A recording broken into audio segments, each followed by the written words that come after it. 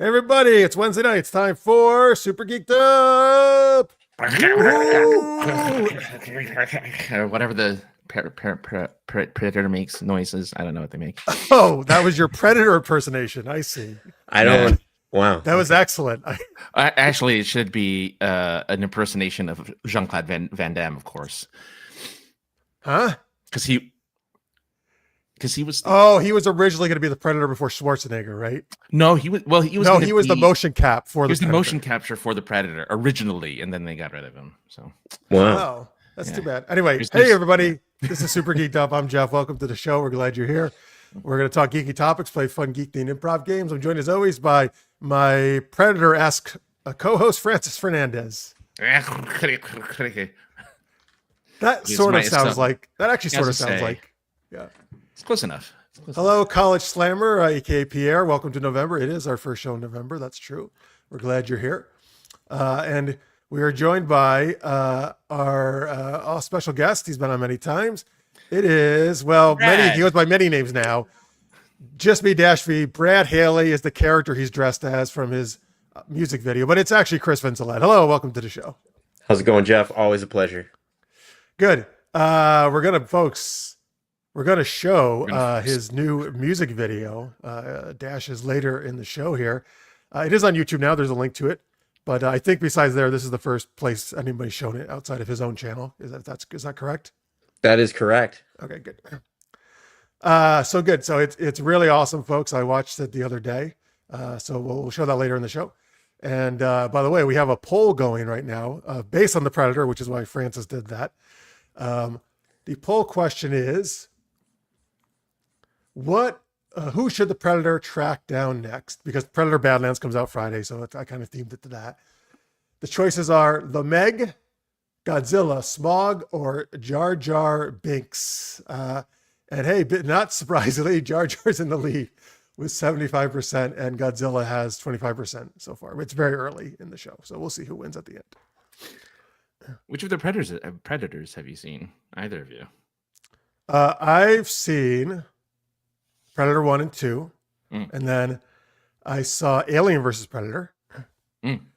I saw Predator. Oh boy, Predators. Is that the one with Adrian Brody? The plural one? Yes. Yeah. I saw that one, and a few years ago, which is Badlands, is a kind of a sequel to. Oh, Prey. You saw Prey. Prey. Yeah. Which outside of the first one, Prey is most amazing. It's like that's an amazing film. Did MC Hammer do the theme song for that movie? Oh, well, see, that would be spelled differently. It would be spelled Parvray. Yes, right. The Native Americans were dancing to MC Hammer back in the whatever time it was set in. They need to pray just to make it today. Just to survive the Predator. Yeah, exactly. Yeah.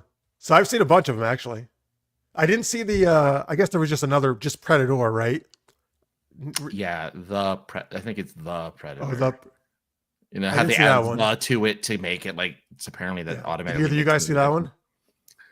Well, I'll let Brad answer if he wants to answer which Predators he's seen. Unmuted, of course. Brad, you dummy, you're muted. Stupid. Hey, Carrie. Hey guys, sorry. Yeah, I've seen the first Predator, but having just arrived here in this timeline, I have not had time to go through the back catalog of all the 80s and 90s goodness. Oh, all right. Well, you're in for a treat then. Yeah, you're gonna like people's hair too from back then.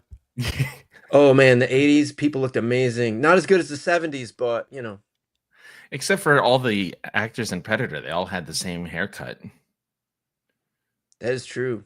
They all had that, crew cut military look. I want to see how like smooth Guile their skin was after they washed all that mud off. They also had gigantic. Oh, go on, yeah. The mud in Predator was the key to defeating the Predator, of course. Oh God, yeah, because he has that vision. Yeah, apparently the Predator doesn't like mud baths. No, he's not very sexy. Sticks says, "Hello, Sticks." To catch a Predator in the movies, that's a totally different thing. To catch a Predator. DashV, Necroti says, forgot he was Dash muted. Oh, okay, yes. I'm telling you, I'm not just a screw up. Oh man! If you just It'll joined be us, funny folks. later. You guys will laugh later. If you just joined us, folks, Dash is going to go between his character Brad and himself. So that's if he acts weird. That's why. If he acts weird. Well, you know, if he acts weird, it's just normal, to be honest with you. There's a method acting to my madness. We are going to debut the video starring Brad Haley Yeah. later in the show. But first, let's talk about our Predator themed question. Which Francis has first. Right. Yes. So Predator Badlands does come out in a couple days or tomorrow Friday night or whatever. But we want to know which fictional character you find is the best of the hunters. The best hunter. And by the way, Carrie is very excited for Badlands. The movie. Good. Marcia says, acts weird or... Oh, you mean like we're always weird? Oh, yeah, that's true. Yeah. Maybe Dash and Brad's line is blurred. Oh, between them. Yep. Actually, I know he's making a joke, but he is so close to canon accurate on that, he doesn't even realize it. All right. All right. So anyway, Brad or Dash, they probably have different answers. So I want to hear Chris's answer and Brad's answer to this question about who's your fictional character is the best hunter. Actually, we have the same answer. So Aloy from Horizon series. The Horizon video games. That's a video game, but yeah, like a clone chick in the future fighting robot dinosaurs. How can you not just wait? Aloy's a clone. Spoiler alert! I might have said too much, but if you haven't played the first game already by now, so I think if it's already come out on PC, it's all right. It's all right. It's all right. You just ruined it for me and everyone else. So fucking Brad. Damn it. And then the other one is Samus Aran from Metroid series. Very good. Oh, I guess she's a hunter. Oh yeah, and she looks totally hot on that new motorcycle for Prime 4. I'm telling you. Oh yeah. I just love her in her blue, skin tight. Oh yeah, the Alpha suit, the Zero suit. Yeah. This Blade. This is a great answer actually. Necrotius Blade. That is the answer. Wesley Snipes Blade. So I actually forgot to come up with an answer. So I think I might choose that. Well, I'll see. I'll come up with something else. But that's a great answer. I love it. Here we go. I was also thinking Craven because it's in his name, Craven the Hunter. From the animated series of comic books, even though I know I'm in the minority in liking the movie. In the comics, I was all about Craven because in the 80s, man, he was the big Spider-Man villain, one of the big Spider-Man villains. And again, who actually has Hunter in your name, right? Oh, I should know who should go to the Huntress. That's my favorite. I was wondering. I was waiting for that to be your answer because I was gonna. I love Huntress, and it's in her name. You're right. Yeah. I mean, she's not. I guess you could say she hunts down the villains, right? I suppose. All right, I'll go with Huntress anyway. Oh, Relic Hunter. This is Tia Carrera. Where's Asia Carrera? Doesn't that then technically mean that Lara Croft is a hunter of like? Yes, because Relic Hunter. If you don't know, folks, it was in the late 90s, early 2000s actually, a syndicated show with Tia Carrere starring as basically Lara Croft. I think anybody that can dual wield pistols to take down a Velociraptor deserves to be on the list of hunters. That's true, because in the early days, she very much loved killing animals. Yeah. Well, she didn't love it. She really was just defending herself. She did what she needed to do to survive. I mean, you're right. Come on, these bears and dinosaurs are attacking her, right? She's got to survive. Yeah. Absolutely. Wile E. Coyote. He hunts the Roadrunner. That's true. Very poorly hunts it, but yes. He's like the Brad Haley of hunters. Oh, okay. Who's Heather Hunter? She always got her man. Who's that? Does anybody know? Isn't she an actress? Isn't that her name, Heather Hunter? Or am I thinking of somebody else? I don't know. Carrie, tell us. Tell us if that's an actress or a character. It is an act. It's an adult film actress, but I don't think. That's why she always got her man. I get it now, Carrie. That's actually, you know what? Well, we got. This doesn't make sense, but Rick Hunter from the show Hunter, who also hunted bad guys as a cop. That's a good name. I think Hunter is a good name to have. I agree. I like Hunter's a good name. We've got the Huntsman from Snow White, right? He was a hunter. Well, who is your choice there, Francis? Well, look, there was a movie that came out, I don't know, mid 2000s that actually reimagined a very famous person as I know. Okay, go ahead. I know what you're gonna say. Go ahead. Yes.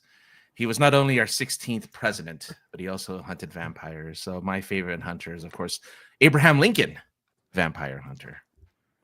I knew he was going to say that. Yes. I saw that. It's a good choice. It's Abraham Lincoln. He wielded, he was a dual wielder of axes, my man. Dual wielder of axes. That's awesome. It's pretty impressive. Sorry, Wash. That just OMG, Francis. But listen, that just makes Lincoln even more impressive, right? Most people already think he's the best president, but he also slayed vampires. Yes. So, yes, he's my favorite hunter. Anybody that wants to try to be better than Lincoln, that's the bar that they have to cross. They have to. Yeah, be you able better to take start down. killing some zombies or some supernatural creatures. It was between that or the car from Spy Hunter. It was one or the other, but it was going to be just the car itself. the car. Hang on. That's the character. Hang on, wait. I love that game. I play it all the time. But was the actual guy in the car named that, or the car was named that? No, there's a guy in the car. But he was the spy hunter, really. He was the spy hunter, but you never see him because you were just driving the car. Because you have like an 8-bit car, Yeah, whatever it is. So I was going to pick the car from Spy Hunter, but I figured no. That car was great, man. It could turn into a boat, right? Yes. It had a machine gun. Did it have any, besides machine guns, did it have missiles you could get? Like, could you get It had weapons? machine guns and oil slicks, and I believe you can upgrade to missiles at some point. I've never got far in that game. I got some music and sound effects rent free in my head right now. Yeah, right? Oh, they're classic sound effects. But you could also, that's exactly it. Amazing. You could also ram cars off the road, right? I think. You could. Yeah. Except later on, the cars would put the spikes out of them, and they would try to get you that way. Yep. Classic, man. And one of the few games that had an actual steering wheel in it. Yes. Yeah. Steering wheel and a pedal, right? Steering wheel, pedal, and like the guns were on the. Oh yeah. Oh, that's a good game. Man, those are the days. It was. Brad, you're gonna love that game if you ever get to play it. I'll have to have Dash put it in the arcade back here. I live in his basement. Oh, okay. That's nice. Let's see here. I like that sticks, by the way. 407 undead vampires ago. That's nice. That was his first draft of the speech. Right. Would Nigel Thornberry consider type of hunter? He didn't hunt to kill, but to document. Is that from the Thornberries? Yeah, the cartoon. What did he I don't know this. I've never seen it, so I don't know. That's hard. It's hard to say. Well, tell us what he documented. Yes. Ralph and Sam Warner Winchester. Brothers. Wait, but he says Warner Brothers. Yeah, I think she means because no, she doesn't. Ralph, no, you're right. Ralph, Sam and it's not Ralph. It's Ralph and Warner. Are these Looney Tune characters or something? Or Ralph and Sam. Hello, Delaney. By the way, thank you for watching. She was on our show as a guest last 3 weeks. Yeah. Good to see you, Delaney. I love that avatar. Okay, good to know you got Ralph and okay. So Ralph and Sam, Sorry. Ralph Wolf, who looked like Wile E. Coyote, but wasn't, and Sam the sheepdog. From Warner, those are old Warner Brothers cartoons. Oh, okay. Oh, and she explains it at the bottom, but that's totally Wile E. Coyote. That's not. So did Ralph Wolf. Did Ralph hunt Sam? I'm assuming then, probably right. Kind of like a Wile E. Coyote and Roadrunner situation. Sort of, except the sheepdog was like he had hair over his eyes, so he was often thought of as blind, and so that's how he just needs a good shearing. Shearing. From Ed Sheeran. Sorry. Dakota says Rick O'Connell from the Mummy movies, or Ben Gates. Oh, National Treasures. Yeah, Nicolas Cage. I love those movies. Let's see here. Second answer from Sticks. Van Helsing. Yes, also a vampire hunter. Oh, that one, yeah. He should team up with Abe Lincoln. Abraham, yeah. I'm surprised nobody's mentioned Turok. Oh yeah. He was a Oh, dinosaur hunter. that's a video game, right? Yeah. Comic book and video game. And but- video, yeah, it was a N64 game, if I recall. Or the female protagonist from Dino Crisis. Yeah. Yeah. I would pick her over Turok any day. She's more my type. Oh yeah, that makes sense. Yeah. Jason or Mike Myers, the credit says they hunt clueless people in a murderous way. That's true. Yeah, I think they I hunted- have to go, Jeff. I left the stove on. I don't want anybody hunting me. Oh, I see. Don't worry, Brad. As a likely virgin, you'll be the last to go. Hey, who told you? It was Andrea, didn't she? Andrea told you. It's a secret, so I can't tell you. Anyway, Necrotis also says the long Tetris piece, it hunts down whole rows of its fellow pieces to destroy. Does he mean like the long horizontal? Yeah, the one that comes in that you get the 4 lines in a row. Ah, yes. Yeah. Nigel Thornberry, Marcia tells us, was a goofy Steve Irwin-esque. Oh, okay. I get it now. Oh, I'm down with that. We got a celebrity in the audience, the great Buck Rogers. Oh, wait, it's Delaney. I always get confused how identical the two are. He will never let that go, her Buck Rogers impersonation she did once on the show. The coyote hunts the sheep and protects the sheepdog, protects the sheep. What?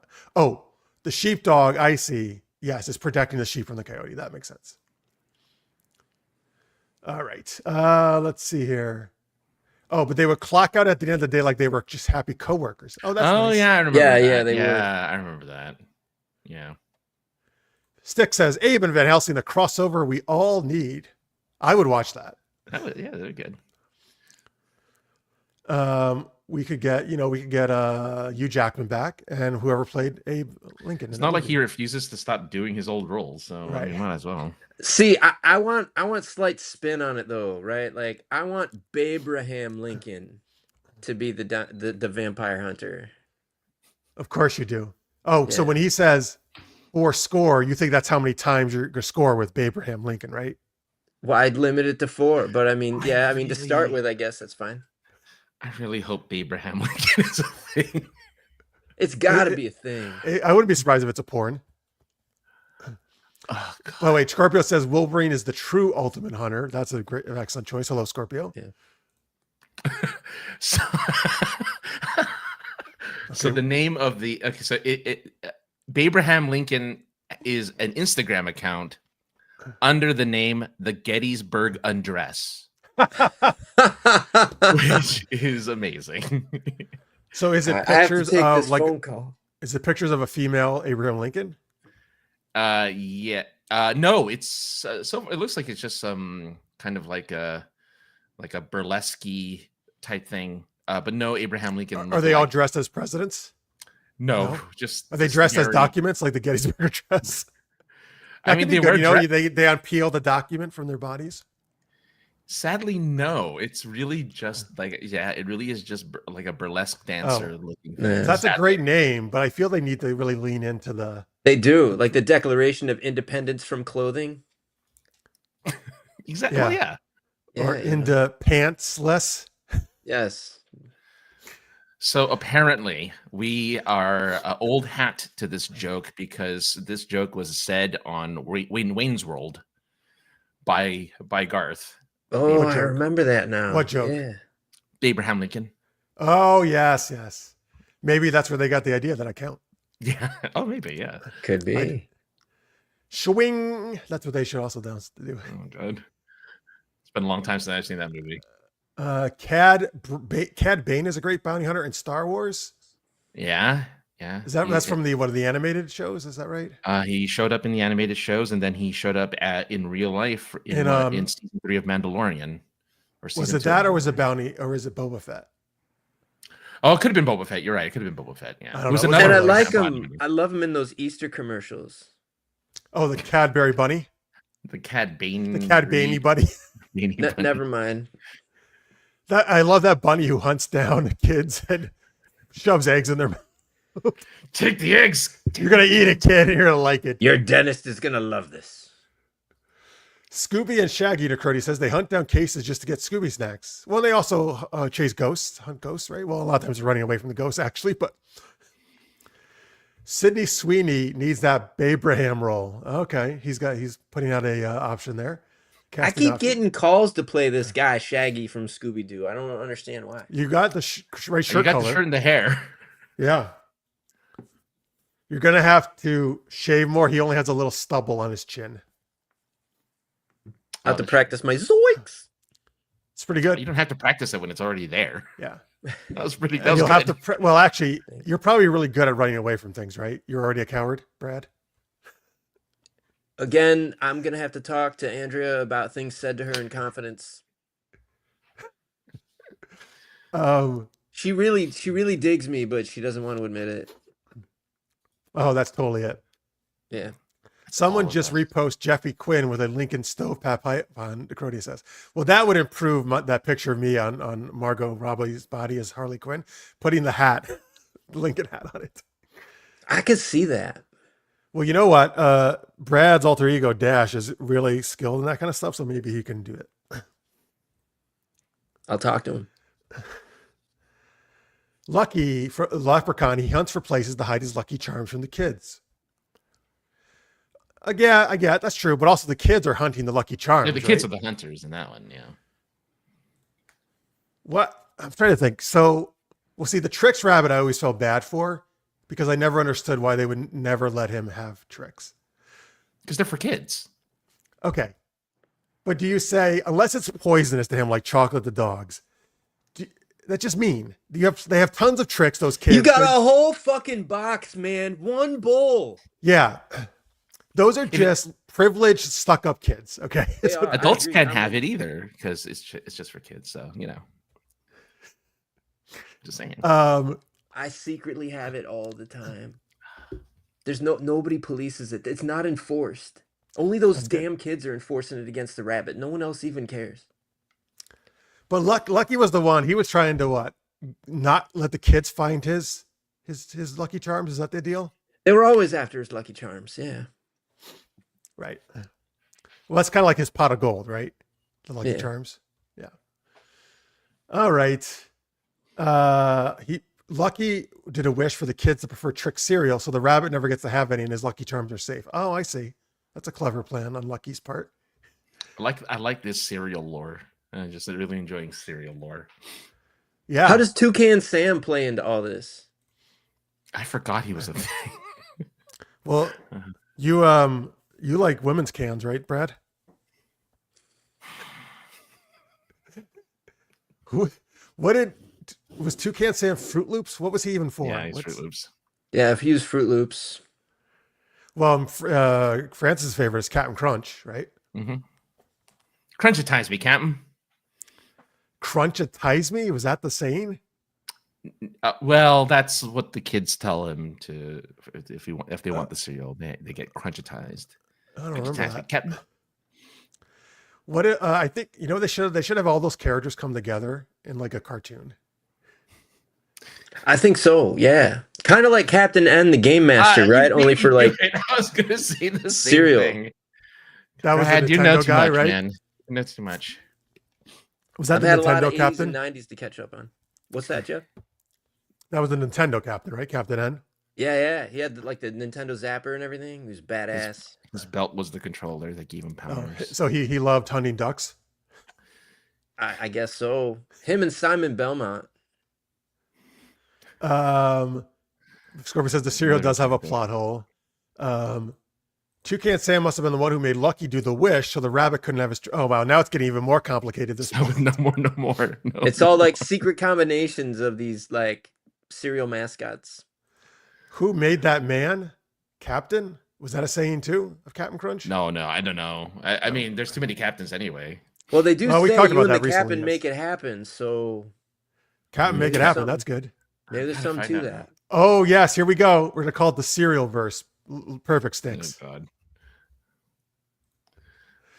All right. So somehow we got from Predator to Toucan Sam cereals. All right, but folks, you can you can keep putting cereal comments in if you want, or talk about your favorite hunters. But I think we got all our hunters in there, right? Let's make it happen. Someone call Hollywood, Necrodia says. Well, honestly, since they made a movie out of Battleship, the board game, they certainly can make a movie out of the series. Mascots. I think so. I definitely think so. Cowboys and Aliens got a movie. Was that a game? No, it it was just a comic movie. book. I know. Oh, it was a comic book, but I mean, yeah, it wasn't a board game, right? Yeah. No. That was Harrison Ford, right?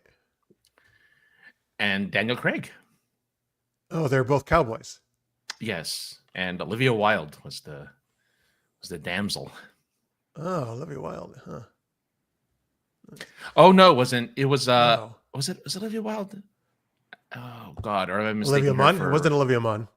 No, am I mistaking her for what's her face from Transformers? Was it Megan Fox? I don't think I am though. I don't think it was her. Okay. Hey, I love Battleship the movie, Necrodia says. I even own the game on Xbox. Was the game, you mean the game was just a video game of the board game, or is it based on the movie? I'm assuming it was just based on the board game. I didn't know they did a video game version.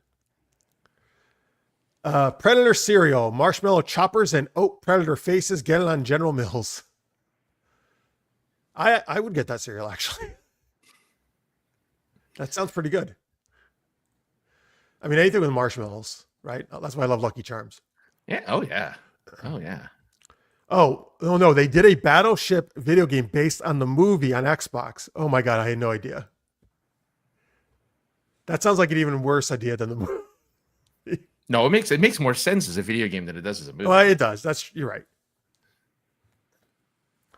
All right, here we go. Let's go on to our first geeky game. This is called Would You Rather. Thank you to the Elena who's in the chat. She's introduced this game to us. I don't know, not that many moons ago. Anyway, so we're gonna present some Would You Rathers. Either like two not so great things, you gotta choose one, or maybe two great things and you gotta choose one. I know Francis come up with some. Dash or Brad, did you come up with any? What? I was still thinking of Megan Fox. Did you say something? Oh God. Foxy. Yes. Pay attention, Brad. Sorry, I'm back. Did you come up with any Would You Rathers? I did actually. I came up with a few. Oh, great. Did Brad come up with these or Dash? Nah, Dash came up with these. He's the idea guy. I'm more of the like blunt execution. So he's the brains and you're the lover. I'm the all the good stuff. Yeah. Okay.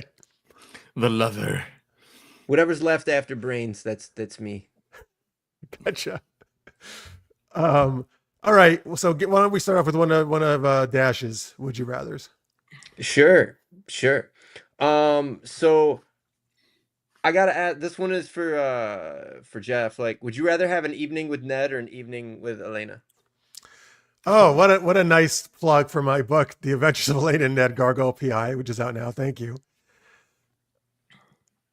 You know, so you think that would have been an easy one, but I actually adore both those characters. It's like choosing between my children. I figured you would. That's why, That's actually way harder than I thought it, because my initial view was like, well, Elena, she's like super fun. She wants to have sex with everybody, right? I don't know, but Ned, like I put a lot of myself in the Ned. He loves milk. He loves drinking milk. He loves to read, right? Boy. So wait, so you're choosing between drinking milk and reading books, or Yes. lots of crazy sex? Lots of sex. I can understand the dilemma. I'd probably go with Elena just because I feel like it would be one day I just get into these crazy hijinks with her. And I know by the end, it would wind up with a lot of naked ladies, including her. Because every adventure she goes on somehow winds up with naked ladies. And Ned doesn't like doing that. He doesn't want any nudity stuff. So, but that was good. That was much tougher than I thought it would be to decide. Let's go to one from the chat. By the way, Stick says Megan Fox running. What are we talking about? I know. Yeah, just picture the Baywatch type running. Slow mo. Oh, they should put Megan Fox in the new Baywatch. That's coming out. I'm surprised they didn't. They should just make her every character in the Well, new they could, Baywatch. because it's coming out next year. They haven't casted it yet. Every character, yes. Every character. She was in the latest Mortal Kombat. Did you see? What? Megan Fox is in Mortal Kombat 1. The video game or the movie? I swear to God, the video game. What do you mean she's in it? She's in it. Yeah. They yeah, made yeah, her a yeah, character yeah, in yeah. it. The, She's the, in- the, she's one of the characters. reboot of Mortal Kombat games. Yeah. You can actually play as Megan Fox. No, I think Well, she's a not character. as herself, but she is like, you know how they use Ronda Rousey as Sonya in Mortal Kombat. I She's didn't know only that a voice, actually. though, 11? right? I didn't know that. Oh, do you just mean she did a voice, or is it based No, on her they likeness? digitized her, and it's her likeness. Are you saying Ronda She's- Rousey likeness is Sonya now? No, just No, a voice. it was. Yeah, it was for 2 full games. Oh, interesting. Yeah, she was definitely at Mortal Kombat, whatever it was, just before 1, just before they did the reboot. She was in that. Oh, she's Ronda, Nitara? and then Megan Fox is in the Wait, current Megan Fox is Katara? Nitara, Nitara. Oh, Katara. She's one of the Katana. newer. I was thinking of Katana. Yeah, that's Is so she- crazy. Does she have a It hot doesn't outfit? look like her, but it's her voice. Okay. Anyway, Stick says Elena has milk too, right? Problem. That's true. Elena is not opposed to drinking milk. That is a good. You're right, Sticks. Oh no, I take it back. It does look like her. Jeez. Anyway, moving on. It does look like her. It does look like her. Yeah. Oh, okay. Yeah. My D was all over that LC. LC. DLC. Oh, downloadable DLC. content. Yeah. His D was all over that LC. Oh, I missed the D part. Oh God, what a Brad comment. They I was gonna say, always miss, what a Dash comment. they always miss the D. Someday, Brad. Someday. Stick said, oh no, wrong one. Sorry. Crody says, would you rather live in the serial verse or the DCU years ago? I'm assuming he means like the Snyder version of the DCU, the Zack Snyder. Oh, right. I wouldn't mind living in the CW DCU. Oh, that's the best one by far. Yeah. I would love to live in like the whole Smallville, Arrowverse, that kind of thing. Well, okay. See, I don't really count Smallville as part of that because it preceded it. I know they worked it into it as in the Christ and Infinite Earths. Yeah. But all right, fine. I still would choose the serial verse because I think that would just be fun characters, yummy cereal all the time. And even though I love things like Arrow, there was unfortunately too many seasons where a lot of the characters were, I call them the whiny Team Arrow, and they would just drive me up the fucking wall. But your chances of getting superpowers in a random accident are like 1-to-1 practically. Pretty good, right? Like you just walk to school and you're gonna get a superpower. Exactly. Well, but if you're Green Arrow though, actually you don't need superpowers if you're on Arrow. Right. Most of those characters didn't even have superpowers. His superpower was his wealth. That's the Batman line. Yeah, From but I mean, Batman. it worked for. Yeah. I mean, but he was Batman. He was the Batman of of that's true. that universe. Yeah. Yeah, No, he was the vigilante. Yeah. Mm. I wouldn't choose the serial verse mainly because of the cavities and the constant sugar crashes. There's healthy cereals. Who There the hell is. wants to live in a world of healthy cereal? Although none of the ones we talked about happen to be. You can live in the world of grape nuts, And I don't want which to I do don't think that. exists anymore anyway, or Raisin Bran. You can live in the world Francis, of Raisin maybe Bran. you love staring at people's nuts, but I don't. I think there's a reason why shredded wheat never had a mascot that caught on. That's true. Shredded wheat. Oh wow, that's a well, blast from the past. There's frosted Frosted- versions. The Frosted. You know what Frosted they had could have done? characters, yeah. They could have taken Will Wheaton, who is famous at that time from Star Trek: The Next Generation, and they could have had shredded Will Wheaton as their mascot. There's a missed opportunity there. There was. They would have had to have really doctored it up since he was so puny. But see, that would have been the thing. Like, most of you know me as Wesley, but now I am shredded Wheaton. That would have been great. That would have been awesome. Francis, would you serial verse or DCU? I just think that shredded Wheaton is like supposed to call out to the nerds who love Star Trek. It's like I would have Wheaton. bought boxes of it. That they would have reached a new market. I'm telling you, he was my hero as a kid. One of them. I Whoa, want to whoa, go whoa, cereal, whoa, whoa. though. Whoa, what? Wesley Crusher was your hero. Absolutely, what, dude?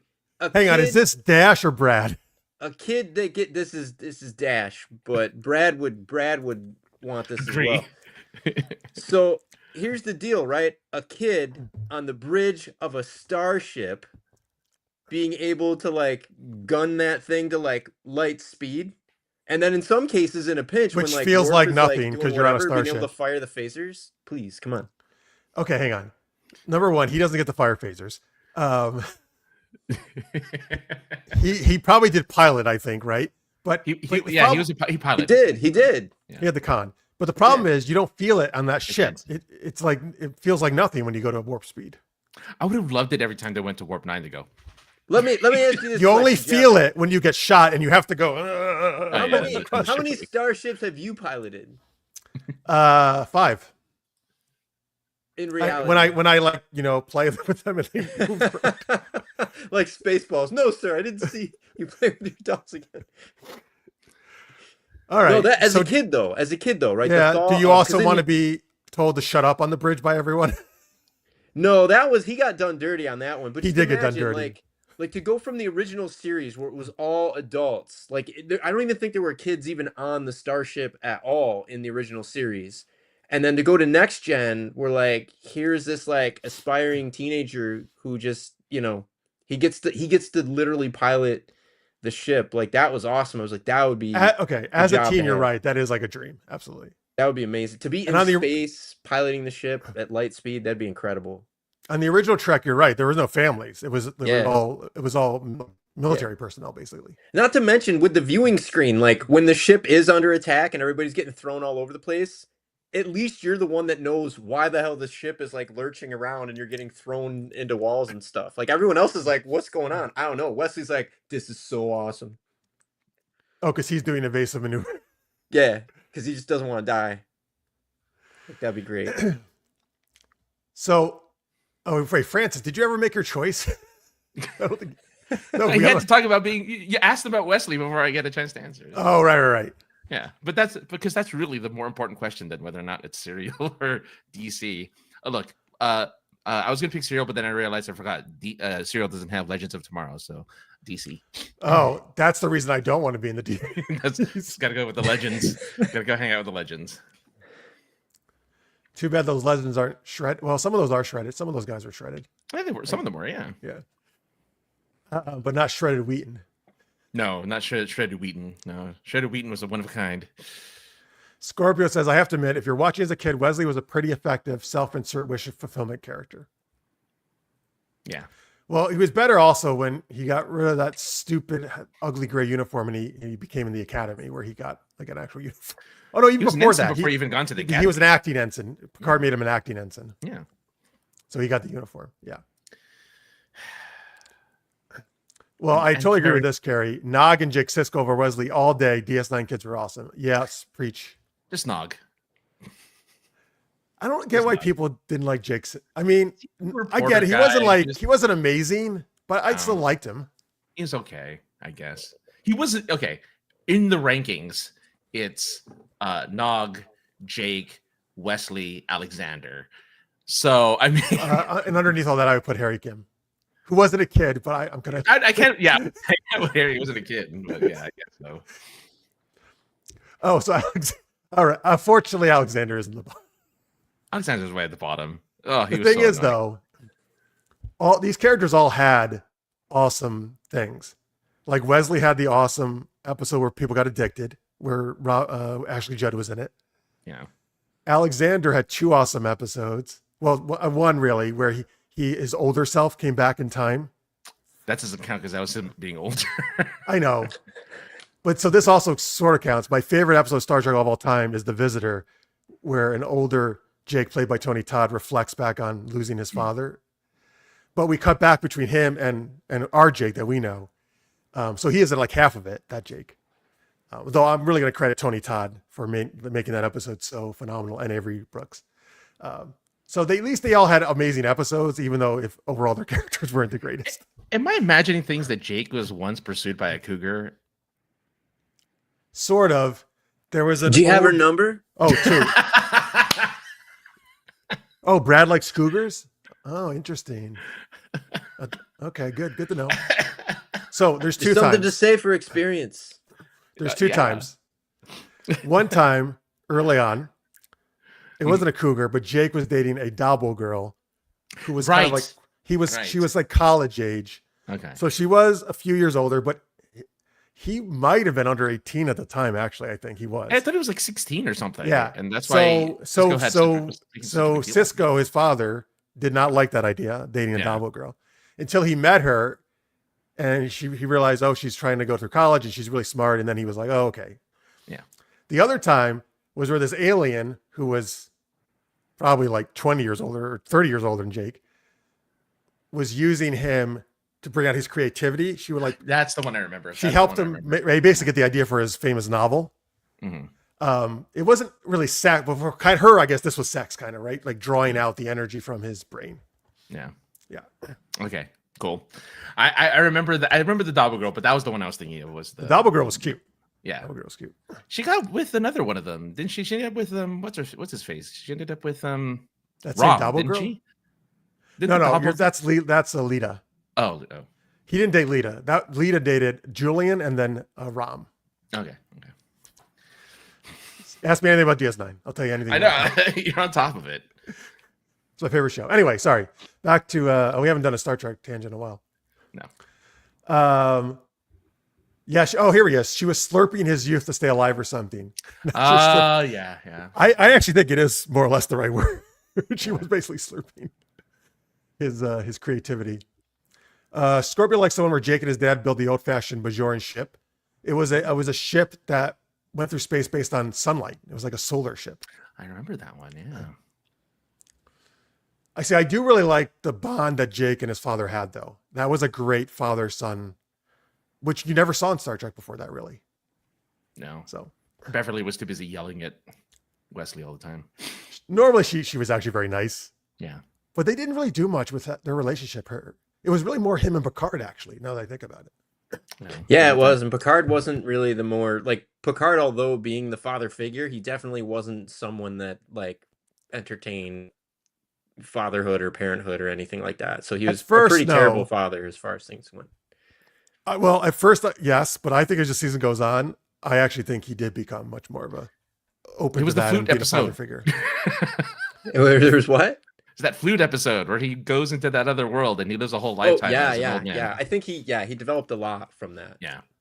Well, remember the kids had a Captain Picard day. And he hated it. That's one of my favorite scenes because the Admiral's on the view screen with him and she sees the banner behind him and she's like, Captain Picard Day. And he's like, oh, it's for the children. Like, he's so embarrassed. And I don't know. She says something like, yeah. He says something like, oh, I'm sure you are their favorite or something like that. And he's just he's just the face he makes afterwards. Anyway, all right. Well, let's see here. Let's get some more would you rathers. Francis, why don't you give us one of yours? All right. I was going to make this gross and I decided not to. Okay. So would you rather be Spider-Man with organic shooters, but they shoot out your favorite condiment? I was going to say something else, obviously. Or would you want to be Wolverine and be like a Swiss Army knife, and instead of claws, it would just shoot out like forks, knives, or like a screwdriver? Oh, it was whatever you needed at the time. It would just come out of your. So if I was Spider-Man, you said my favorite. Do I only have one condiment choice, or can I do multiple? No, it'll be any condiment. Any condiment you want. So it shoots out for like, if someone wanted ketchup on their fries, they could do that. If I wanted mayonnaise on my sandwich, I could do that. But you have to do the gesture if you're going to put it onto the right. Yeah. I have to do that. You have to do the gesture. Yeah. I'd have to make the sound effect. Sorry. Yeah. Well, it makes the sound effect for it, except it's. I would do that. I would do Spider-Man. Mm-hmm. The reason I mean, Wolverine, you could also use those as weapons, but I feel like you're going to have an accident. I feel like with Spider-Man, besides condiments, I could also use them to shoot people in the eye if they're trying to get after me, and blind them. Yeah, that's true. Like with vinegar or like with salt or something. Yeah. Or I could make an oil spill almost, basically, and have them trip and fall like on a banana peel. Okay, yeah. I could pretend with mayonnaise that like I just jizzed all over the. See, that was the one I was trying to avoid. Well, I mean, it is kind of a clever way to break the question. I mean, if that's your favorite condiment. All right, well, what Dash or Brad, what would you choose of those two choices? I would have to. I mean, you had me at like, whoosh, and then whatever tool I currently need for what I'm Yeah. working on, because I'm a tech guy, so always working on like electronics, motherboards, things like that, and I can never find, the right hammer, screwdriver, etc., needle nose pliers. So if I could just be like, whoosh, like if I had like Swiss Army hands, that'd be sweet. But it comes out of your knuckles, so it'll just Yeah, that'd be fine. yeah. Especially like bedroom tools. Oh boy. I mean, I didn't think about that. Yes, The best kind of power tools. here's your just a vibrator. Okay, the just problem shooting is out of your- none of those implements should be shoved in anywhere. You're not doing it right, my friend. Okay, I'm not taking it love advice from Brad Haley, who's still a virgin, folks. Oh, You have no proof on that. I'm going to show a video shortly that I think would give me some evidence to the back. Well, what would you choose, Francis, of your own question? definitely. Well, I was really going for like the tools. I'm like, man, that's so handy. Like I can get lockpick or something. But then I think about all the times I have like a meal and I don't have the condiments I want with me at the time, which happens more often than not. So I'm like, yeah, I have pancakes, but not enough maple syrup. Squirt some maple syrup on there for my wrists. That's true. You don't have to try to get the waiter or waitress to come, by. Yeah, just like, I got it covered. It's maple syrup. Need some butter? Got it done. Like I thought, that's more. Can I have sugar come out? Yeah, it's condiments. So whatever condiment is sugar, it's milk, not milk because that's not a condiment. Because one time a waiter refused to bring me extra sugar, and I could have just done that. Creamer, if you like coffee, put creamer. It's good. Oh, creamer, that's good. Yeah. Mhm. You know what I used to do at restaurants when I was a kid? Actually, even when I was an adult, they would have the little half and halves there. Yeah. I would do shots of half and half. I didn't drink coffee, but Very I like bold the of taste you. of half and half. It's good. It's milk and cream. I mean, Were you hanging out with a gargoyle at the time? I was. Ned and I were doing shots That's- of half and half. That's how you came up with the ideas, right? Right. Carrie rather be condiment man, shooting hot sauce when necessary. oh, I didn't think about hot sauce. You're right. Hot sauce would be Oh, good. Oh, yeah, man, yeah, that yeah. would- Barbecue sauce too. Yeah, I love barbecue sauce. Could you imagine shooting somebody in the eye with like some ghost pepper or habanero sauce? Yeah, That's what I'm saying. Yeah. It's like basically pepper spraying them. You would basically, yeah. Cholula. This is why I would feel like much safer going anywhere if I had this power. Wow. Take that, evildoer. Hot sauce to the eye. Maybe you could burn their dick off too. DC has a condiment man, Stick says, worth a Google. No way. Oh, I that's think awesome. I've heard of this. How have Well, I I know forgot- sugar's not really a condiment, but we're kind of being a little loosey-goosey. Yeah. Oh, but he has to have a pack on. Where he I'm thinking- carries. He carries like a. Does it like come backpack out of a condiment. gun? He shoots it or something? Shoots that out of a condiment gun. Yeah. See, in this way, you just make the condiments from your body, right? Exactly. Yeah. Yeah. That was a good one. By the way, Carrie says Bev was too busy trying to hide that Picard was Wesley's dad, or getting on with a 200-year-old Scottish ghost, which is one of the worst episodes ever made. Oh, yeah, that was a very cringe episode. It's my favorite one to bring up though, because man. That's the one that's the one episode I never saw. Yes. Probably I like 5 remember. years ago. Yeah. Somehow I had missed it. And when I discovered it, I was like, a Next Generation episode I've never seen. This is so amazing. And then I watched it. She did not want to do that episode. Oh, did she say Oh. that? Yeah. Oh, I bet. I'm not surprised. Who would want to do It's also kind of the. I don't even remember how they explained it off because it's not sci-fi. It becomes supernatural. So I don't. There's really know some how they- energy. There was some energy based creature inside there that Oh. was. It was like the Deep Space Nine thing where like just it pulls energy from her through. Oh, that. from her memories of or whatever, or from okay. Boo. It was a season like 7 episode or whatever. So I mean, you're kind of out of ideas by then. All right, let's do another Would You Rather from Necrodius. Would you rather have an evening date with Shaggy or Buck Rogers, Delaney? All right, this is for Delaney, but we can Oh wait all a answer minute. this. Oh, it's for her. I was gonna say if Buck Rogers is Delaney Parker, then I'd rather. Well, unless it's Shaggy the rapper, then yes, I'd rather have an evening date. So with Shaggy I'm going to the say he means Shaggy from Scooby-Doo and Buck Rogers, the actual Buck Rogers. rapper. I'm totally going with Shaggy because Scooby-Doo is my favorite cartoon. Shaggy's a super fun, chill guy. He wears t-shirts like me all the time. So he dresses very like me. He has Scooby. He loves Scooby snacks, and he always eats delicious food, right? Hamburgers, fries, milkshakes. He piles it on everything. I wanted to be Shaggy the Rapper because I would have. Okay, why would you want to have an evening date with Shaggy the Rapper? First off, so you could say it wasn't me. Not only that, when the bill comes, wasn't me. I'm not going to pay for it.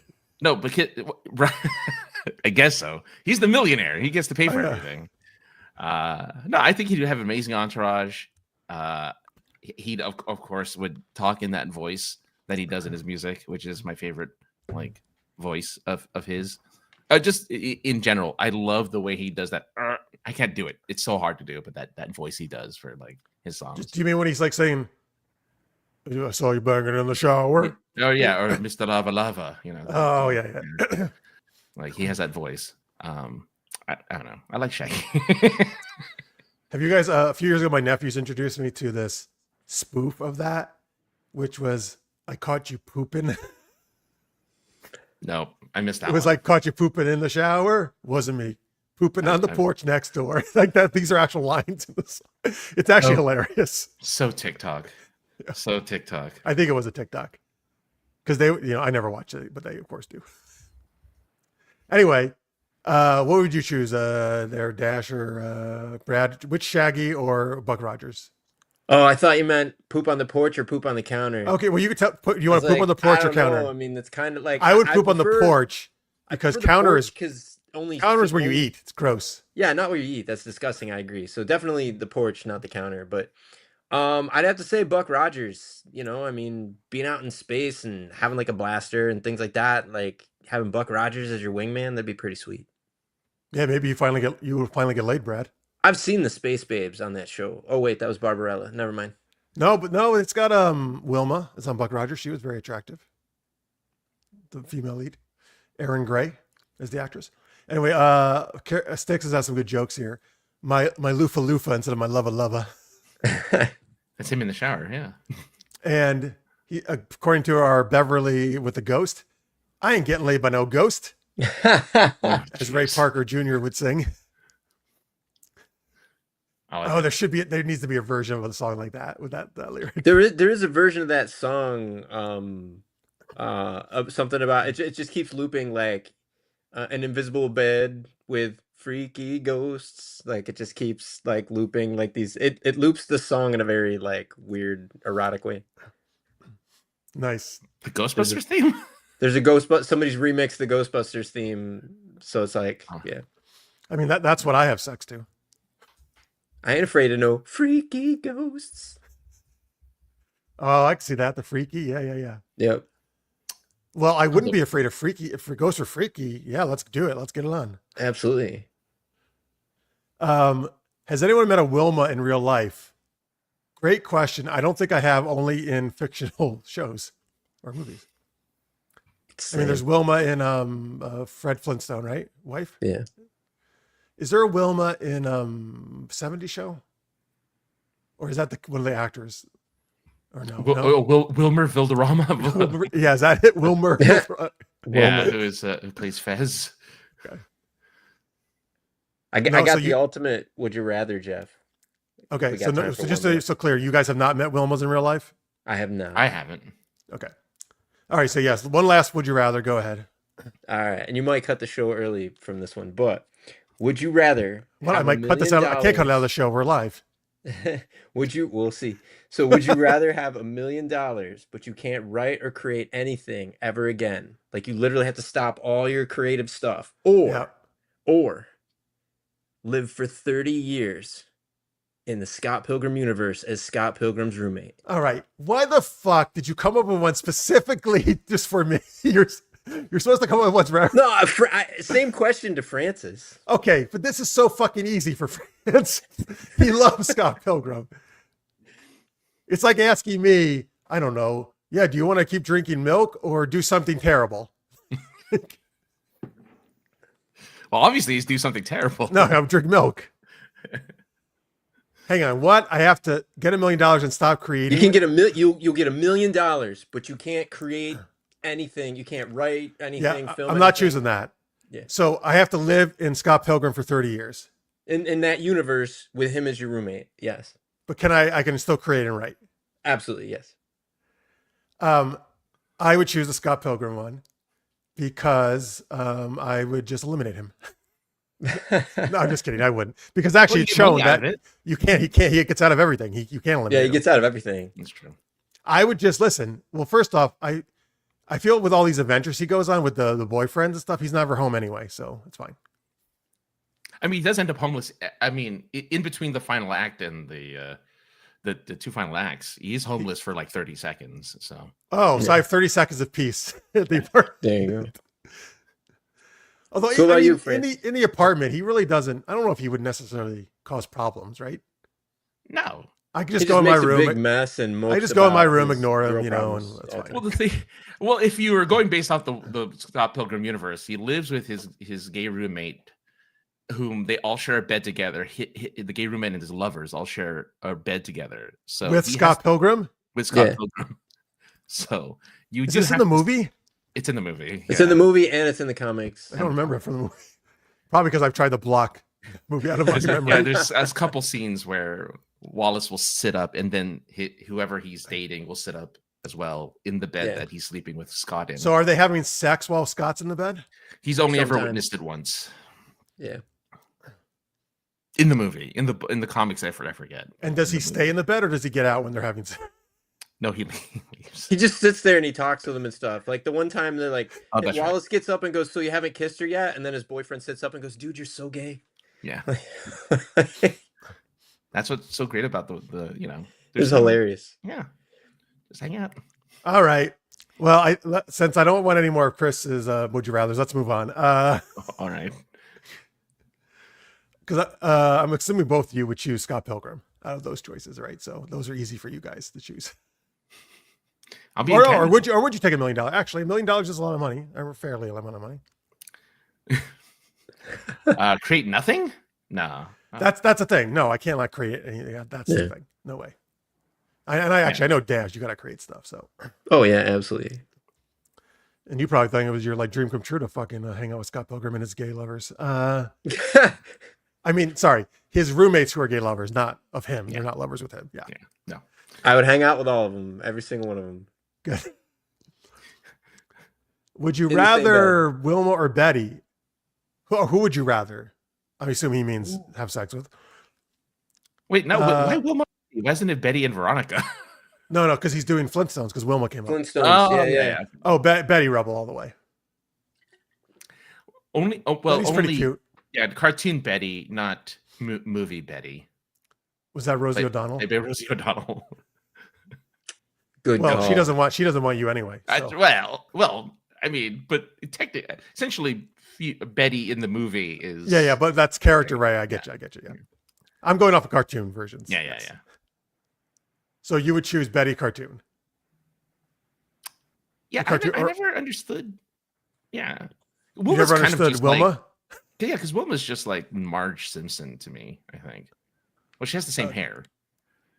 Not exactly. Doesn't she? Marge. Marge is way more larger.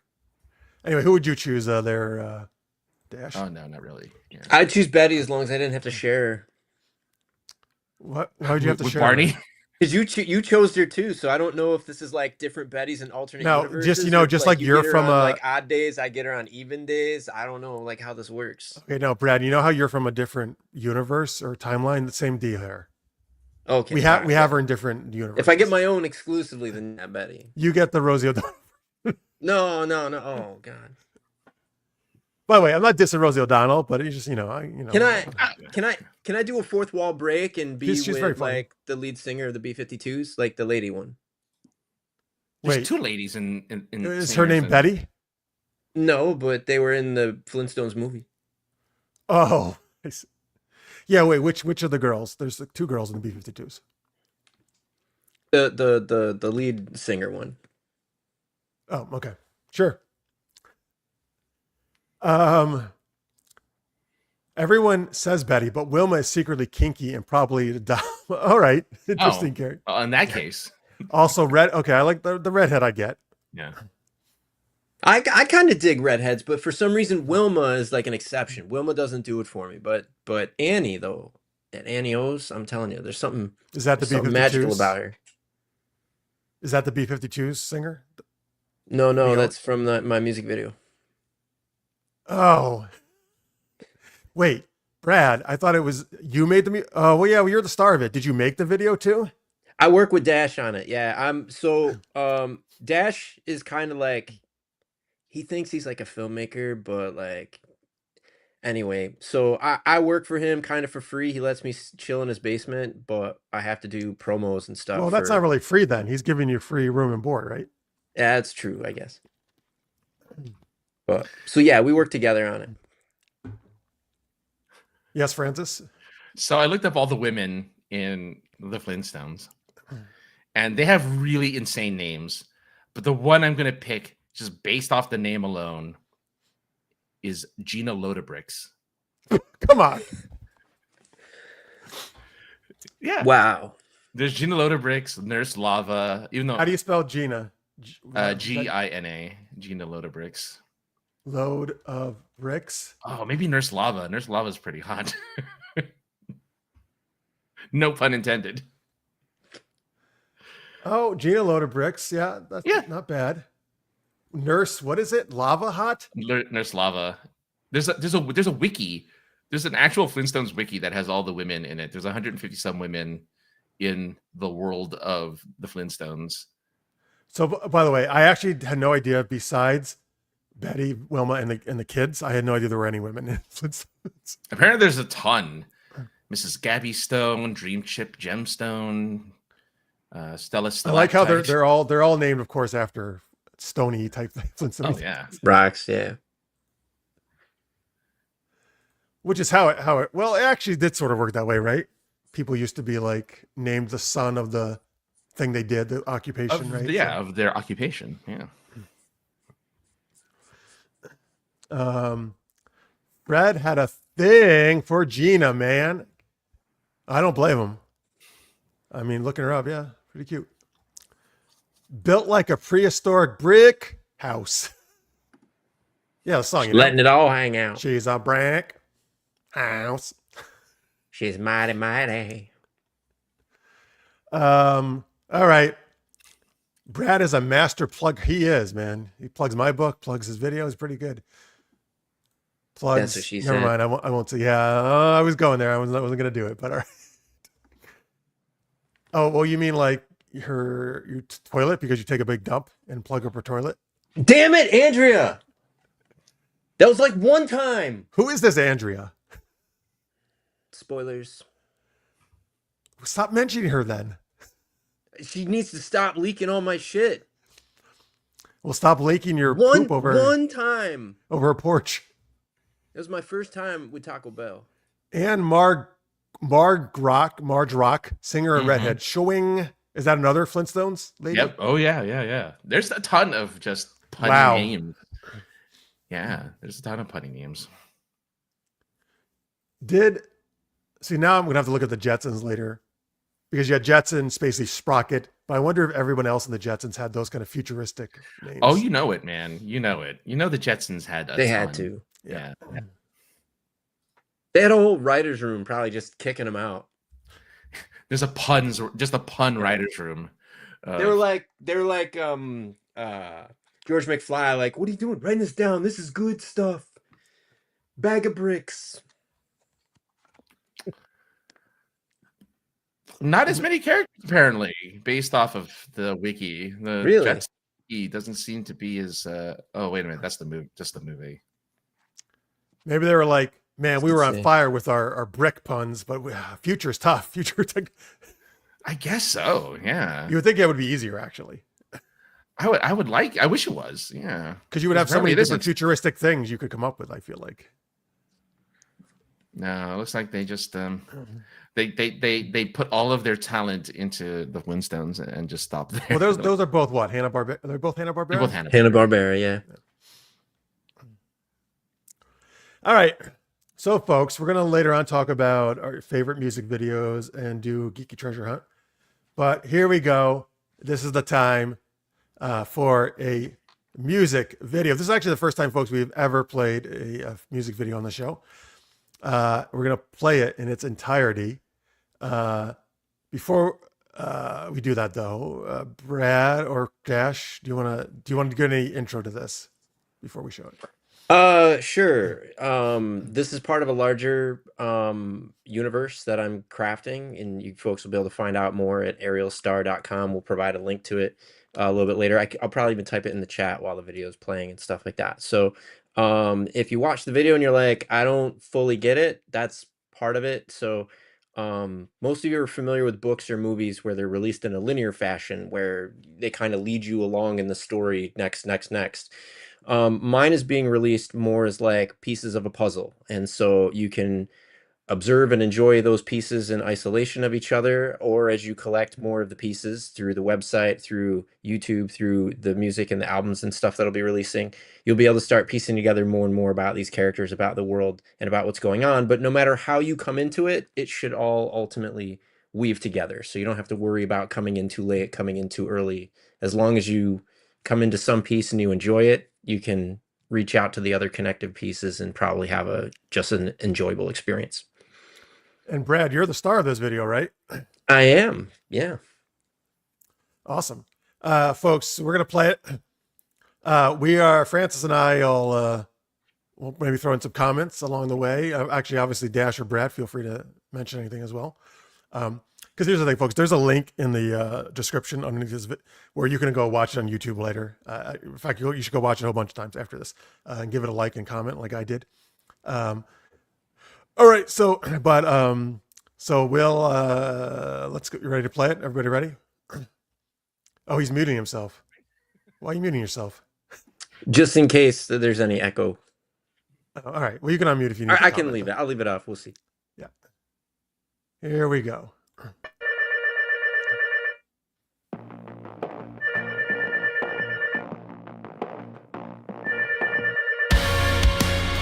Oh, I thought that said anal. Yeah. Sorry. It's a redhead. Oh, we were just talking about that. Different shit, same day, rinse and repeat. I didn't notice the eyes the first time I watched it. There must be a problem within the code, 'cause the same goddamn morning is stuck on reload. Wouldn't be so bad, except that every day the world gives me the finger and everyone says you're such a screw up, you just get bold. You need some help, man. Roll your stone. Am I just a screw up? That just can't be true.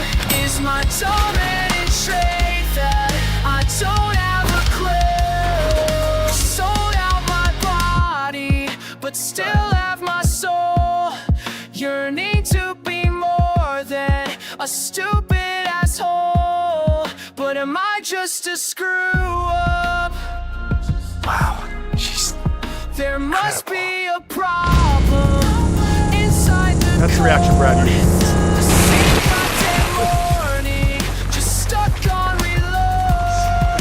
My love and affections always met with rejections, and every intervention feels need to mention that I'm just a screw up. My God, is it true? Is my dominant trait that I just don't have a clue? I don't need reminders, I'm no longer all there. What's left can't be all bad, just look at this head. Oh, there's the sexy shot. For every problem they say there's a solution, and I got infinite time and reconstitution, so even I should be able to figure this out. Maybe if I turn down the bravado and turn up my brain, I can learn from my failures how to best try again.